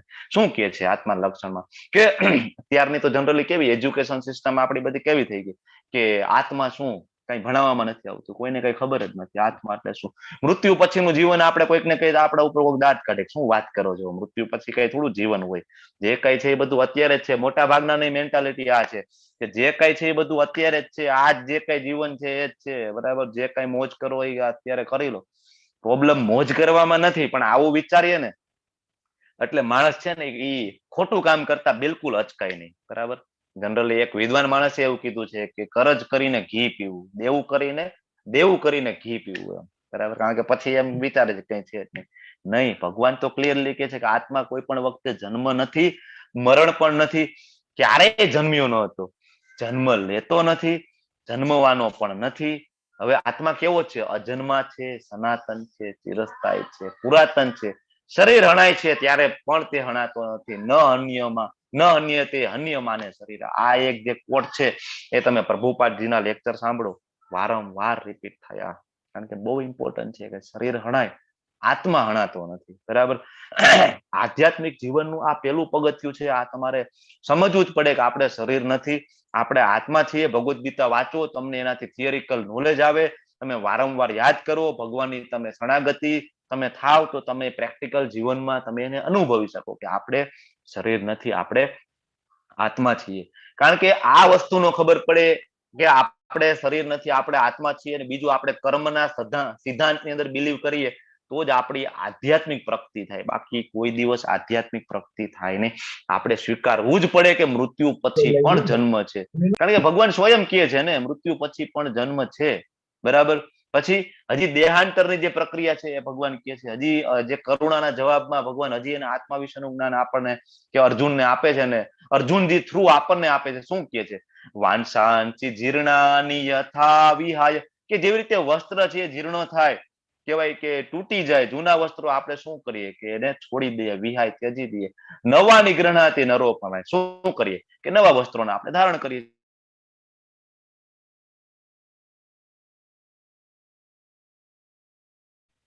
હરે કૃષ્ણ. ઓકે, તો કે નવા નિગ્રહણાને તો એવી રીતના આપણે નવા વસ્ત્રો છે. હોસ્ટ તો હું જ છું ને એકચ્યુઅલી. ઓકે, બધા છો ને? હરે કૃષ્ણ. હરે કૃષ્ણ. હરે કૃષ્ણ. હરે કૃષ્ણ. હરે કૃષ્ણ. હરે કૃષ્ણ. 10 થી 15 મિનિટ લાગશે હજી મારે આ ચેપ્ટર કન્ક્લુડ કરતા. થેન્ક યુ સો મચ બધા. હરે કૃષ્ણ. હરે કૃષ્ણ. ઓકે, તો જેવી રીતના જૂના વસ્ત્રો તજીને નવા વસ્ત્રો ધારણ કરીએ છીએ એવી રીતના આત્મા શું કરે છે, તથા શરીરાણી એવી રીતના શરીર શું કરે છે. બરાબર, શરીર જયારે જૂનું થાય, વિહાય જીર્ણાય, અન્યાની બીજું શરીર સંયાથી ધારણ કરે છે નવાની દેહ. બરાબર, નવું શરીર છે એ ધારણ કરે છે. બરાબર, તો આપણે જાણવું જ પડશે કે આ મૃત્યુ થાય પછી બીજું શરીર આપણને મળશે કર્મ મુજબ. એટલે આ ઇનડાયરેક્ટલી એને કહે છે કે તારે તારા ગુરુ માટે શોક ના કરવો જોઈએ, તારા ગુરુ દ્રોણ માટે, ભીષ્મ માટે શોક ના કરવો જોઈએ. ઉલટાનું એના જે કર્મોના ફળ છે એને આ જ જન્મમાં મળી જાય તો એની ઉચ્ચતર ગતિ થાય. બરાબર, એટલે તારે એના માટે શોક ના કરવો જોઈએ. એટલે ભગવાન એને સમજાવે છે. આગળનો સુંદર મજાનો શ્લોક છે, તમે ઘણી બધી જગ્યાએ શ્રદ્ધાંજલિમાં આ શ્લોક છે સાંભળેલો હશે. નૈનમ છિંદંતી શસ્ત્રાણી નૈનમ દહતી પાવક. નૈનમ છિંદંતી શસ્ત્રાણી, કોઈ શસ્ત્રો વડે આત્માને છેદી શકાતો નથી. નૈનમ દહતી પાવક, અગ્નિથી બાળી શકાતો નથી. ન ચેનમ ક્લેદયંતી, આપો એને તમે પાણીથી ભીંજવી શકતા નથી. ન શોષયતી, મારું તો કે પવનથી તમે એને સૂકવી નથી શકતા. તો અહીંયા ભગવાન છે એ આત્મા, આપણે શરીર નથી આત્મા છીએ, પછી આત્માના લક્ષણો, આત્માના ગુણધર્મો એ સમજાવે છે. આ ચેપ્ટર ખૂબ ઇમ્પોર્ટન્ટ છે. અને આ શ્લોક ઉપરથી એક ઘટના શ્રીમદ ભાગવતમ ની અંદર તમે જાઓ તો 6થા સ્કંદ ની અંદર 14મો અધ્યાય, 15મો અધ્યાય અને 16મો અધ્યાય વાંચો. ચિત્રકેતુ મહારાજની કથા છે. બરાબર, હું તમને શોર્ટમાં સમજાવી દઉં કે ચિત્રકેતુ મહારાજ એ સમયે મોટા રાજા હતા. ઘણી બધી એને રાણી હતી પણ પુત્ર નહોતા. બરાબર, તો રાજા છે એ ખૂબ શોકમાં હોય છે, ખૂબ દુઃખમાં હોય છે કે ભાઈ મારે પુત્ર નથી, પુત્ર નથી. બરાબર, એક વખત અંગીરા ઋષિ આવે છે અને એ રાજાનો ભાવ જોઈને સમજી જાય છે કે રાજા છે દુઃખી છે. રાજા એને માન આપે, સન્માન આપે છે, કહેવાય કે એના ચરણ પાદુકાઓ અંદર લઈ આવે, સાપ બધું કરે છે. પછી કેવાય અંગીરા ઋષિ એને કહે છે કે ભાઈ મને એવું લાગે છે કે તમે કંઈક દુઃખમાં છો, તમે શોકમાં છો, શું છે? એમ કે છે ભાઈ મારે પુત્ર નથી. તો ઋષિ એમ કે છે કે ભાઈ જો પુત્ર નથી તોય તમે દુઃખમાં છો, ને પુત્ર આવશે ને પછી તમે દુઃખમાં રહેશો. બરાબર, તો મારો અવાજ સંભળાય છે ને? કોઈ પૂછે છે તો? હરે કૃષ્ણ. ગુરુનાથ પ્રભુ, ઇઝ ઇટ ક્લિયર? હરે કૃષ્ણ પ્રભુ. ઓકે. તો ચિત્રકેતુ રાજા છે અંગીરા ઋષિને રિક્વેસ્ટ કરે છે કે ભાઈ પુત્ર નથી. એમને કે છે પુત્ર હશે તોય તો દુઃખી થાય છે ને, નથી તો અત્યારે દુઃખી છો, તું રહેવા દે. પણ માનતા નથી. પણ ભગવાનના ભક્ત છે એટલે ભગવાનના ભક્ત જનરલી કહેવાય કે અંગીરા ઋષિ એને હેલ્પ કરે. વાંધો નહીં, હું તને વરદાન આપું, તારી એક જે પત્ની છે એના થ્રુ તને પુત્ર મળશે. અને કૃતદ્યુતિ નામની જે એમની પત્ની છે, રાણી છે, મુખ્ય રાણી છે, એમના કહેવાય ખોડે એને પુત્રની પ્રાપ્તિ થાય છે. રાજા ખૂબ આનંદમાં રહે છે. બરાબર, અને ધીમે ધીમે રાજા છે પાર્શિયાલિટી કરવા માંડે છે કે જે રાણીને પુત્ર આવે એને જ પછી માન આપે, બીજી કોઈ રાણીઓને રાજા બોલાવતો નથી. એટલે બાકીની બધી રાણીઓ છે ને એ કહેવાય કે ગુસ્સે થઈ જાય છે. બરાબર, અને કહેવાય કે એને ઈર્ષા થાય છે કે ભાઈ આ રાજા અમારામાં કેમ ધ્યાન નથી આપતા, આનામાં ધ્યાન આપે. તો ખૂબ દુઃખી થાય. રાણીઓ શું કરે છે કે એ જે નાનું બાળક છે ને બધી બીજી રાણીઓ ભેગી થઈને એ બાળકને ઝેર આપી દે છે.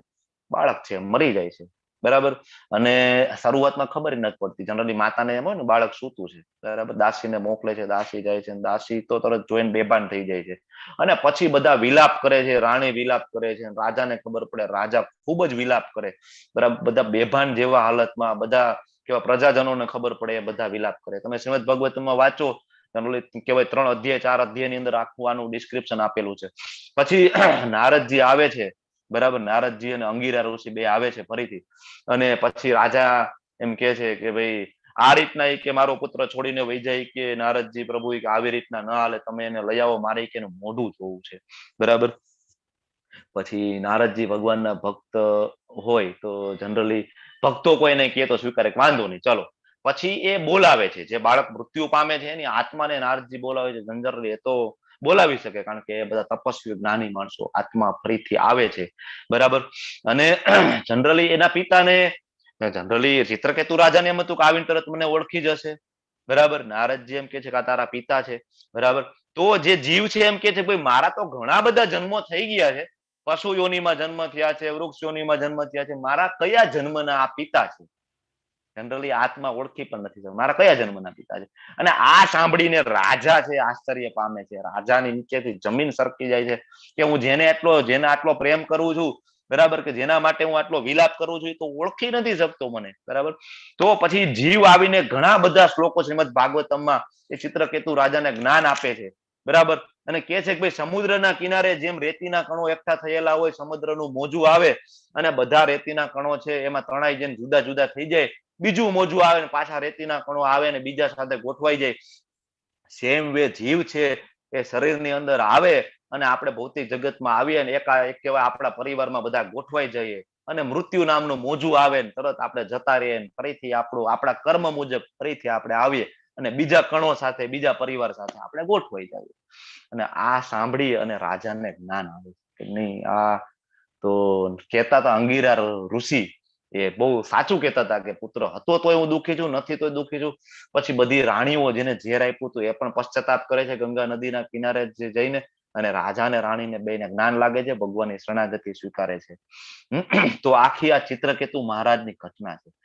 તમે શ્રીમદ ભાગવતમ વાંચો તો તમને ખ્યાલ આવે કે જન્મ પછીનું શું, મૃત્યુ પછીનું શું. બરાબર, બહુ ઇમ્પોર્ટન્ટ છે. બરાબર, શું કહે છે?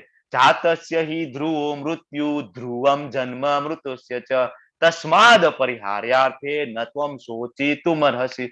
કે ભગવાન બહુ ક્લિયરલી કહે છે કે જેને જન્મ લીધો છે એનું મૃત્યુ નિશ્ચિત છે. મૃત્યુ જેનું થયું છે એનો ફરીથી જન્મ લેવાની ખાતરી છે. તેથી તમારી ફરજના અનિવાર્ય વિસર્જનમાં તમારે વિલાપ ના કરવો જોઈએ. ભગવાન બહુ ક્લિયરલી કહે છે. જનરલી આપણો જન્મ થાય, કયા સંજોગોમાં આપણો જન્મ થાય, કયા મા બાપની ઘરે જન્મ થાય, કયા ઋતુમાં આપણો જન્મ થાય, આપણે કઈ ખબર નથી. મૃત્યુ થાય આપણું કયા સંજોગોમાં મૃત્યુ થશે મને કોઈને ખબર નથી. ક્યારે મૃત્યુ થાય, અત્યારે થાય, 1 સેકન્ડ પછી થાય, 5 મિનિટ પછી થાય, 5 દિવસ પછી થાય, ને કઈ ખબર નથી. પણ થવાનું કન્ફર્મ છે. જન્મ લીધો છે તો મૃત્યુ કન્ફર્મ છે. બરાબર, તો જન્મ અને મૃત્યુ બીજું કઈ નથી. એન્ટરિંગ સોલ ઇન બોડી, બરાબર, જન્મ છે. એક્ઝિટ સોલ ફ્રોમ બોડી, બરાબર, એ મૃત્યુ છે, બીજું કઈ જ નથી. બરાબર, તો જેની ફિલોસોફી એવી છે કે ભાઈ મોજ કરો, બરાબર, અને ખાઈ પીને જલસા કરો, બધું અહીંયા જ છે ભાઈ, આ મૃત્યુ પછી કઈ જ નથી. તો ભગવાન વારંવાર એ ફિલોસોફીનું અહીંયા ખંડન કરે છે કે નહીં, જેવા કર્મ કરશો એવી ગતિ આગળ થવાની છે. આગળ પણ આપણે જોઈશું. બરાબર, તો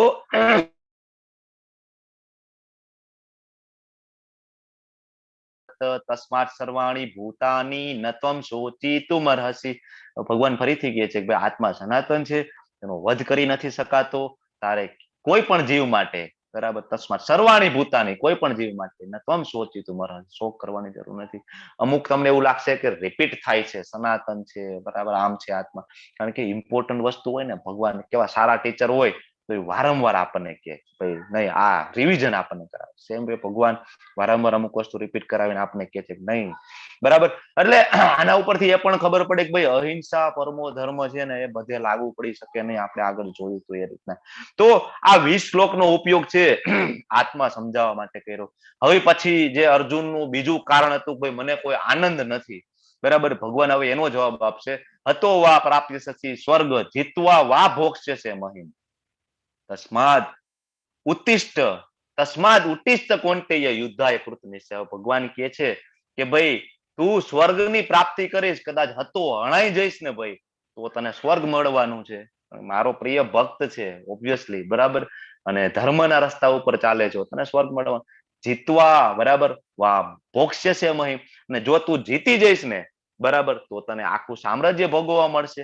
ભાઈ તું એમ કહેશ કે આનંદ નથી, તારા બે હાથમાં લાડુ છે, તું આનંદ નથી ની વાત કરે. જો જીતી જઈશ તો, બરાબર, તને સામ્રાજ્ય મળવાનું છે, અને તું હારી જઈશ તો, બરાબર, કદાચ તારું મૃત્યુ થશે, તને સ્વર્ગની પ્રાપ્તિ થશે. બરાબર, તસ્માત ઉત્તિષ્ઠ કોંટેય, ઉભો થા તું, યુદ્ધાય કૃત નિશ્ચય, યુદ્ધ કરવા માટે તું દ્રઢ નિશ્ચય થા. ભગવાન કહે છે કે નિશ્ચયપૂર્વક ઉભો થા અને તું યુદ્ધ કર. બરાબર, ભગવાન અર્જુનજીને સમજાવે છે, જો, બરાબર, કે ભાઈ આનંદ નથી, તું ક્યાં વાત કરે છો, તારા હાથમાં તો બે લાડુ છે ભલા માણસ. તમારા પછી ભગવાન કહે છે કે ઉલટાનું તમારા દુશ્મનો તમને ઘણા નિર્દય શબ્દોમાં તને વર્ણવશે, તમારી ક્ષમતાનો તિરસ્કાર કરશે, એ તારા માટે વધારે પીડાદાયક નહીં હોય. ભગવાન કહે છે કે તું આ યુદ્ધ છોડીને જતો રહીશ, તું એમ કે છો કે હું ભિક્ષા માંગી લઈશ, બરાબર, તને કહેવાય બધા કાયર કહેશે. તારો ક્ષત્રિય ધર્મ છે કે તારે યુદ્ધ કરવું જોઈએ, બરાબર, તારો તિરસ્કાર કરશે. નેહાભિક્રમ ના સોસ્તી પ્રત્યવાયો ન વિદ્યતે સ્વલ્પમપ્યસ્ય ધર્મસ્ય ત્રાયતે મહતો ભયાત. મેં તમને આ ચેપ્ટરની શરૂઆતમાં કીધું હતું કે નાની એવી તમારી સેવા હોય એ ભગવાન યાદ રાખે છે. બરાબર, નેહાભીક ક્રમ નાશોસ્તિ. બરાબર, કે ભગવાનના કાર્યમાં પ્રત્યવાયોના વિદ્યતે નાશ, તમે થોડોક સ્વલ્પમસ્ય, સ્વલ્પ એટલે બધાને ખબર પડે ને કે થોડોક તમે પ્રયત્ન કરશો, બરાબર, તો પણ ભગવાન છે યાદ રાખે છે. એમાં કોઈ હાનિ નથી, નાશ નથી થતો. પ્રત્યવાયોના વિદ્યતે એટલે એમાં હાશ નથી થતો. ધર્મ છે ત્રાયતે મહતો ભયાત, ત્રાયતે તમને મુક્તિ મળશે. શેમાંથી? મહતો ભયાત. બરાબર, જનરલી ભય આપણને શેનો હોય? મેઇન ભય હોય છે મૃત્યુનો ભય હોય છે, કે એમાંથી તમને મુક્તિ મળે છે. આત્માનું જ્ઞાન થાય તમને મૃત્યુના ભયમાંથી મુક્તિ મળે. સૌથી મોટો ભય તો એ જ હોય કે તું મારા માટે થોડુંક પણ કરીશ તો ભગવાન છે યાદ રાખે છે. બરાબર, તમે અહીંયા નીચે ફોટો જોવો છો, બરાબર, ગજેન્દ્ર મોક્ષની ઘટના છે. બરાબર, શ્રીમદ ભાગવતમની આ કથા તમે વાંચો તો તમને ખબર પડે કે ગજેન્દ્ર મોક્ષમાં હાથી છે છેલ્લે ભગવાનની શરણાગતિ સ્વીકારે છે. અત્યારે આપણે સમયની પાબંદીના કારણે બધી ઘટનાઓ ડિટેલમાં લઈ ના શકીએ, પણ નાની એવી સેવા છે, ભગવાન યાદ રાખે. તમને ખબર છે ભગવાન શ્રીરામ જયારે લંકા જતા હતા, રામ સેતુનું કહેવાય કે બંધન થતું હતું, બાંધતા હતા, તો ખિસકોલી આવીને એમાં હેલ્પ કરે છે. ભગવાન જોવે છે, બરાબર, અને ભગવાન એના ઉપર હાથ ફેરવે છે, 4 આંગળીઓના નિશાન હોય છે. બરાબર, કે ખિસકોલી નાની એવી ખિસકોલી કાકરો નાખે છે, ભગવાન યાદ રાખે છે. નાનામાં નાની સેવા ભગવાન ભૂલતા નથી. સેમ હનુમાનજી, બરાબર, ભગવાનના પરમ ભક્ત, શ્રીરામની સેવામાં ભગવાન હંમેશા યાદ રાખે. હનુમાનજીના અત્યારે ચોકે ચોકે મંદિર છે. બરાબર, તો નાની એવી સેવા એટલે શું? ભગવાનને ભોગ લગાડવો, મહામંત્રનું જાપ કરવું, બરાબર, સેવા આપવી. તમે વોલેન્ટિયર તરીકે સેવા આપો છો, શ્લોક પઠન માટે સેવા આપો છો, બરાબર. તો આવી નાની નાની સેવાઓ છે. બરાબર, કોઈમાં તમે મંદિરમાં નાનું એવું ડોનેશન કરો તો આ બધું ભગવાન યાદ રાખે છે. બરાબર, આગળ આવશે કે આ દાન કરવું, કેવી રીતના કરવું, બધું સમજાશે. તો ભોગેશ્વર્ય પ્રસક્તાનામ તયા પહત ચેતસામ વ્યવસાયિત્મિકા બુદ્ધિ સમાધોના વિધીયતે. હવે જ્ઞાન ક્યારે મળે? જ્ઞાન કેવી રીતના મળે? ભક્તિમય સેવામાં કઈ રીતના તમે દ્રઢ નિશ્ચય થાવ, એ ભગવાન હવે કહે છે કે જેવો ઇન્દ્રિય આનંદ એટલે કે મારી ત્વચા, હું ખાવા પીવામાં મને બહુ એન્જોય આવે, હું એમાં જ પડ્યો રહું, હું જોવામાં, ફરવામાં, બરાબર, હું આમાં બધા ભોગોની અંદર જ હું પડ્યો રહું, બરાબર, હું ભગવાનને પામવા માટે કોઈ પ્રયત્ન ન કરું તો મારી ચેતના છે બહિર્મુખી થઈ જાય. આત્મા માટે તમે કાંઈ ના કરો, ચેતના તમારી બહિર્મુખી થઈ જાય. ભૌતિક સમૃદ્ધિ સાથે હું ખૂબ જોડાયેલો રહું. મારા પૈસા, મારી જમીન, મારું મકાન, મારું વાહન, મારી પાસે 1 કરોડ હોય મારે 2 કરોડ બનાવવા છે, 3 BHK નું મકાન હોય મારે પેન્ટ હાઉસ જોઈએ છે, મોટો મહેલ જોઈએ છે, નાની ગાડી હોય તો કે મોટી ગાડી જોઈએ છે. સતત આપણે જો આમાં પડ્યા રહીએ તો આપણે વ્યવસાયિત્મિકા, ભગવાન અહીંયા વ્યવસાયિક બિઝનેસ માઇન્ડસેટની ભગવાન વાત કરે છે. તમને એમ થાય કે અત્યારે આપણે બધા બિઝનેસ માઇન્ડસેટની વાત કરીએ, ભગવાન 5,500 વર્ષ પહેલા પણ બિઝનેસ માઇન્ડસેટની વાત કરતા હતા કે રિયલ બિઝનેસ કયો છે? સાચો બિઝનેસ એ છે કે આત્માને ભગવાનમાં લગાડીએ, ભગવાનની સેવામાં લગાડીએ, એ સાચો બિઝનેસ છે. તો આ નિશ્ચય ક્યાંથી આવશે? આ દ્રઢ નિશ્ચય ક્યાંથી આવશે? તો કે પરમ ભગવાનની ભક્તિમય સેવામાં લાગીએ તો આ દ્રઢ નિશ્ચય આવશે. તમે બધા નિશ્ચયથી અહીંયા જોડાણા છો. કઈ રીતના જોડાણા? ભગવાન પ્રત્યે તમને પ્રેમ છે, તમે ભગવાનની ભક્તિમય સેવામાં જોડાણા, એટલે તમને આ નિશ્ચય થાય છે. બરાબર, ત્રૈગુણ્ય વિષયા વેદા નેત્રે ગુણ્યો ભવાર્જુન નિર્દ્વંદ્વો નિત્ય સત્વસ્થો નિર્યોગ ક્ષેમ આત્મવાન. ભગવાન કહે છે કે વેદોમાં મુખ્યત્વે ભૌતિક પ્રકૃતિના 3 ગુણોનું વર્ણન છે. હે અર્જુન, આ 3 ગુણોથી તું પર થા. 3 ગુણો આપણે આગળ આખું ચેપ્ટર આવશે, 14મું ચેપ્ટર. સત્વ, રજ અને તમ, આ 3 ગુણો છે જેનાથી આપણે બધા બંધાયેલા છીએ. બરાબર, સર્વદા તો આ દ્વંદ્વોથી તું પર થા. દ્વંદ્વ કયા? સુખ, દુઃખ, લાભ, સુરક્ષા, આ બધી ચિંતાઓથી તું રહિત થઈ અને તું આત્મપરાયણ થા. ભગવાન ક્લિયરલી કહે છે. 9મા અધ્યાયના 22મા શ્લોકમાં તમે જાઓ તો એમાં ભગવાન ક્લિયરલી કહે છે કે અનન્યાસ ચિંતયંતોમાં, કે જે અનન્ય ભક્તિ મારી કરે છે, યે જના પર્યુપાસતે, મારી ઉપાસના કરે છે, તેસામ નિત્ય અભિયુક્તા નામ, બરાબર, એની પાસે જે કઈ છે, બરાબર, યોગ ક્ષેમમ યહામ્યમ, હું એની જે કઈ પૂર્તિ છે એ હું કરું છું, એની પાસે જે કઈ છે એની રક્ષા પણ હું કરું છું. ભગવાન બહુ ક્લિયરલી કહે છે. 9મા અધ્યાયનો 22મો શ્લોક એને LIC શ્લોક પણ કહેવામાં આવે છે. શું કામ? યોગ ક્ષેમમ વહામ્યહમ, એનું જે છેલ્લું કે ચોથું પદ છે એ LIC વાળાએ ઉપાડી લીધું અને એના સ્લોગનમાં મૂકેલું છે, યોગ ક્ષેમમ વ્યાયામ. 9મા અધ્યાયમાં આપણે ચર્ચા કરીશું. તમને એમ થાય કે ભાઈ અહીંયા લાભ સુરક્ષા અને એ કઈ કરવાનું નથી, તો શું આપણે મહેનત નથી કરવાની? નહીં, મહેનત કરવાની છે. વિદ્યાર્થી મહેનત ના કરે માર્ક કેવી રીતના આવે, કેવી રીતના ભણે? મહેનત નહીં કરીએ તો કઈ રીતના?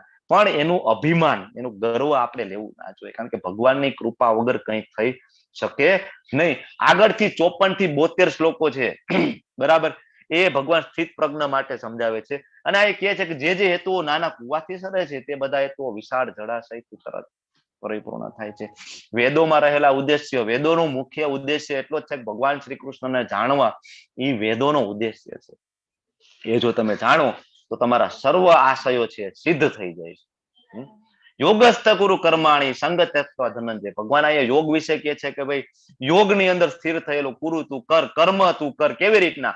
સંગ ત્યક્ત્વા. સંગ એટલે કે આસક્તિ, ઈચ્છાઓ, વધારે પડતી કામ, વધારે પડતી આસક્તિ તું છોડી દે. ત્યક્ત્વા ધનંજય એટલે કે અર્જુન. સિદ્ધ અસિદ્ધયો સમો ભૂતવા. સિદ્ધ અને અસિદ્ધ એટલે કે સફળતા અને નિષ્ફળતા, બરાબર, બે ની અંદર સમ જે લોકો સમ રહે છે, સફળતા નિષ્ફળતા સુખ અને દુઃખ જેની અંદર જે સ્થિર રહે છે, જે સમ રહે છે, સમત્વે યોગ ઉચ્ચતે, એને કહેવાય યોગની અંદર સ્થિર થયેલા. દુઃખે સ્વમ મન ઉદ્વિગ બના. દુઃખની અંદર જેનું મન છે એ ઉદ્વિગ થઈ જાય, ઉદ્વેગ પામે, બરાબર. એક થોડુંક દુઃખ પડે અને મન છે વિચલિત થઈ જાય ને કઈ બુધે નહીં, બરાબર. સુખે શું વિગત સુખની અંદર છકી જાય. તો ભગવાન શું કહે છે? જનરલી ભગવાનના ભક્તો હોય એ સુખની અંદર એવું વિચારે કે ભગવાને મને અનુકૂળતા કરી દીધી કે હું ભગવાનનું નામ લઈ શકું, હું આ કોર્સમાં જોડાઈ શકું, ભગવાને મને થોડુંક ઐશ્વર્ય આપ્યું, ભગવાને મને થોડીક સમૃદ્ધિ આપી, ભગવાને મને થોડીક અનુકૂળતા કરી દીધી, તો હું એવું વિચારું કે ભાઈ મારે થોડોક સમય વધે છે, મારે બીજાની જેમ 12 કલાક 18 કલાક કામ નથી કરવું પડતું. ભગવાને મને કહેવાય કે 4 કલાકમાં કે એટલી સમૃદ્ધિ આપે છે જે માણસો 18 કલાકમાં કામ કરે. તો બાકીના સમયનું મારે શું કરવાનું? તો બાકીનો સમય મારે ભગવાનના નામમાં, કીર્તનમાં, આત્માના જ્ઞાનમાં મારે જોડાવવું જોઈએ, બરાબર.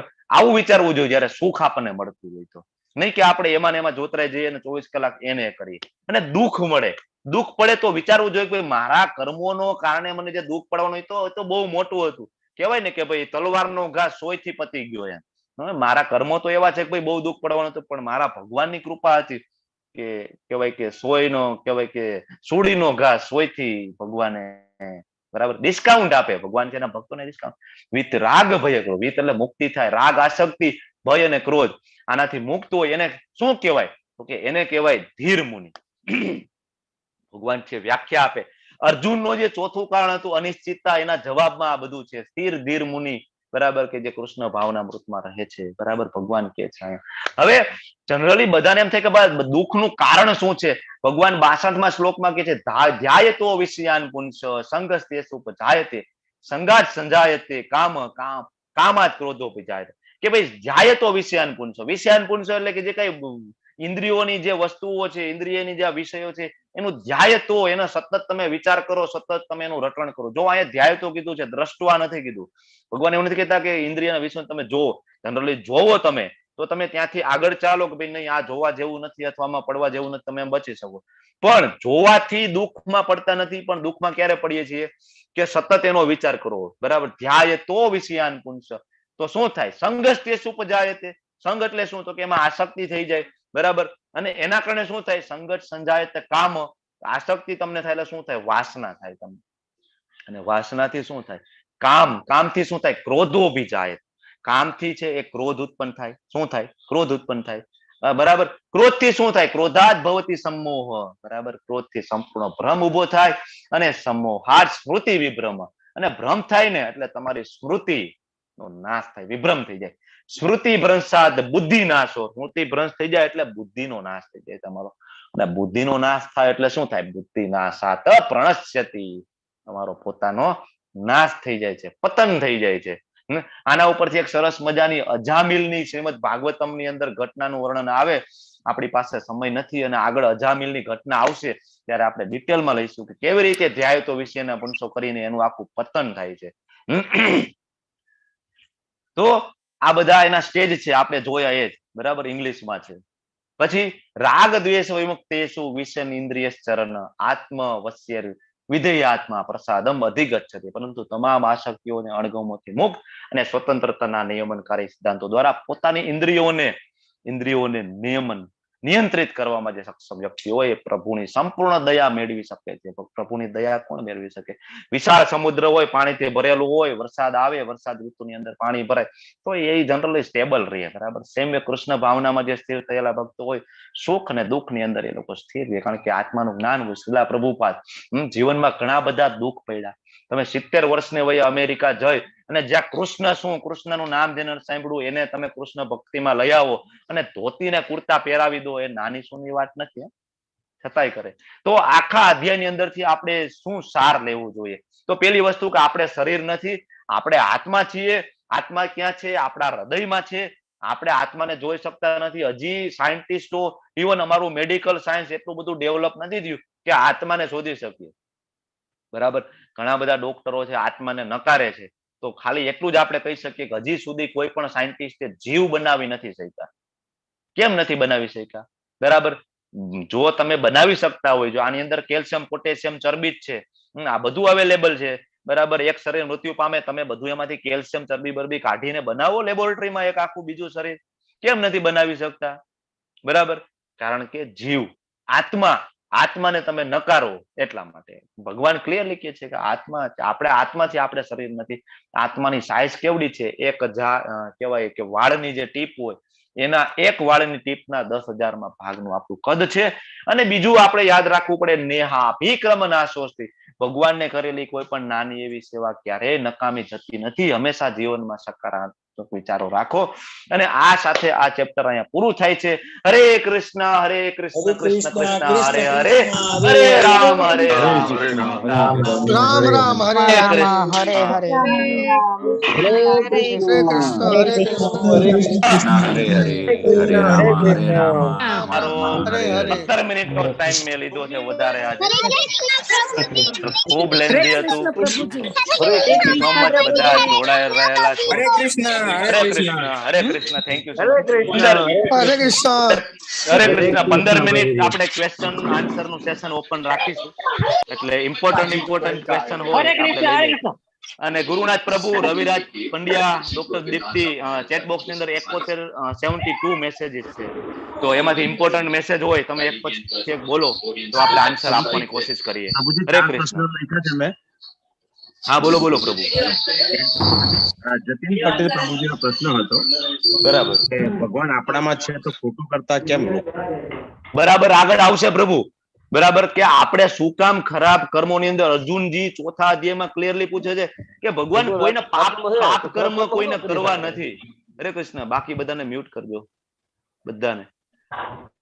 તો અર્જુનજી પૂછે છે ભગવાનને કે ભગવાન પાપ કર્મો કરવા નથી તો આપણે પાપ કર્મોમાં કેવી રીતના પડીએ છીએ? ભગવાન એકદમ સરસ મજાનું એક્સપ્લેનેશન આપશે.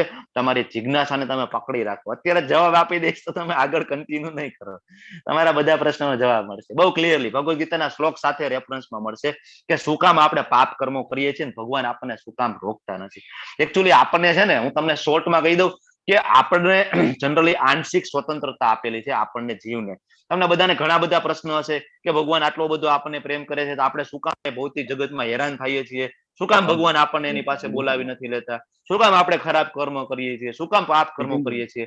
બધા પ્રશ્નોના જવાબ મળશે. કારણ કે આપણને, તમે એટલું યાદ રાખો કે આપણને એક આંશિક સ્વતંત્રતા મળેલી છે, બરાબર. પરમાત્મા આપણા હૃદયમાં બેઠા છે, સાક્ષી સ્વરૂપે બેઠા છે.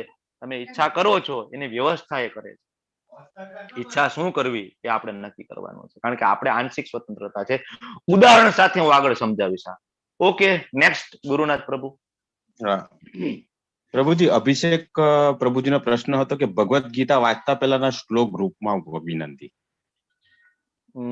ઓકે, શ્લોક ગ્રુપમાં મૂકવા એટલે બધા શ્લોકો કયો છો પ્રભુજી? ના ના, એટલે આપણે ભગવદ ગીતા શરૂ કરીએ તે પહેલા જે મંગળાચરણ ને બધું, મંગળાચરણ, યસ યસ, મંગળાચરણ ગ્રુપમાં મૂકી દઈએ. શ્યોર. Okay, next. પ્રભુજી, પ્રશ્ન હતો પ્રભુજી કે શોભા માતાજી, પેલા ગુરુનાથ પ્રભુને આપણે સાંભળી લઈએ, પછી હું 1 by 1 પણ આવું છું બધા પાસે. હા ગુરુનાથ પ્રભુ, બોલો બોલો.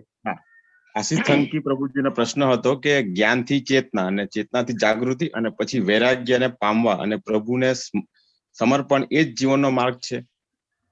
બરાબર છે. અલ્ટિમેટલી જીવ ભગવાન આગળ કે છે બરાબર, સર્વ લોક મહેશ્વરમ, ભગવાન તો બહુ ક્લિયરલી કે છે. આપણે ગોલોક ચાર્ટ જોઈશું, 14 લોક આવશે એની અંદર ભગવાન બહુ ક્લિયરલી કે છે 14 લોકનો હું મહેશ્વર છું.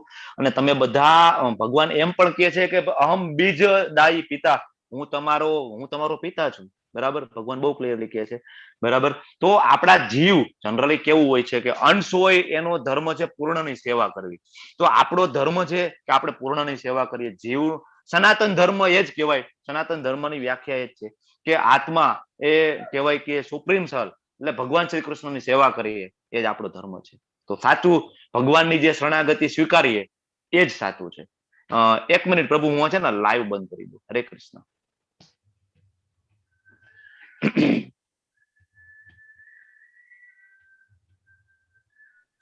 એ જ કેતી હતી પ્રભુજી હું. ઓકે પ્રભુ, બોલો આગળ. હા માતાજી, બોલો બોલો. એ જ કેતી હતી હું કે બંધ કરી દો એમ રેકોર્ડિંગ.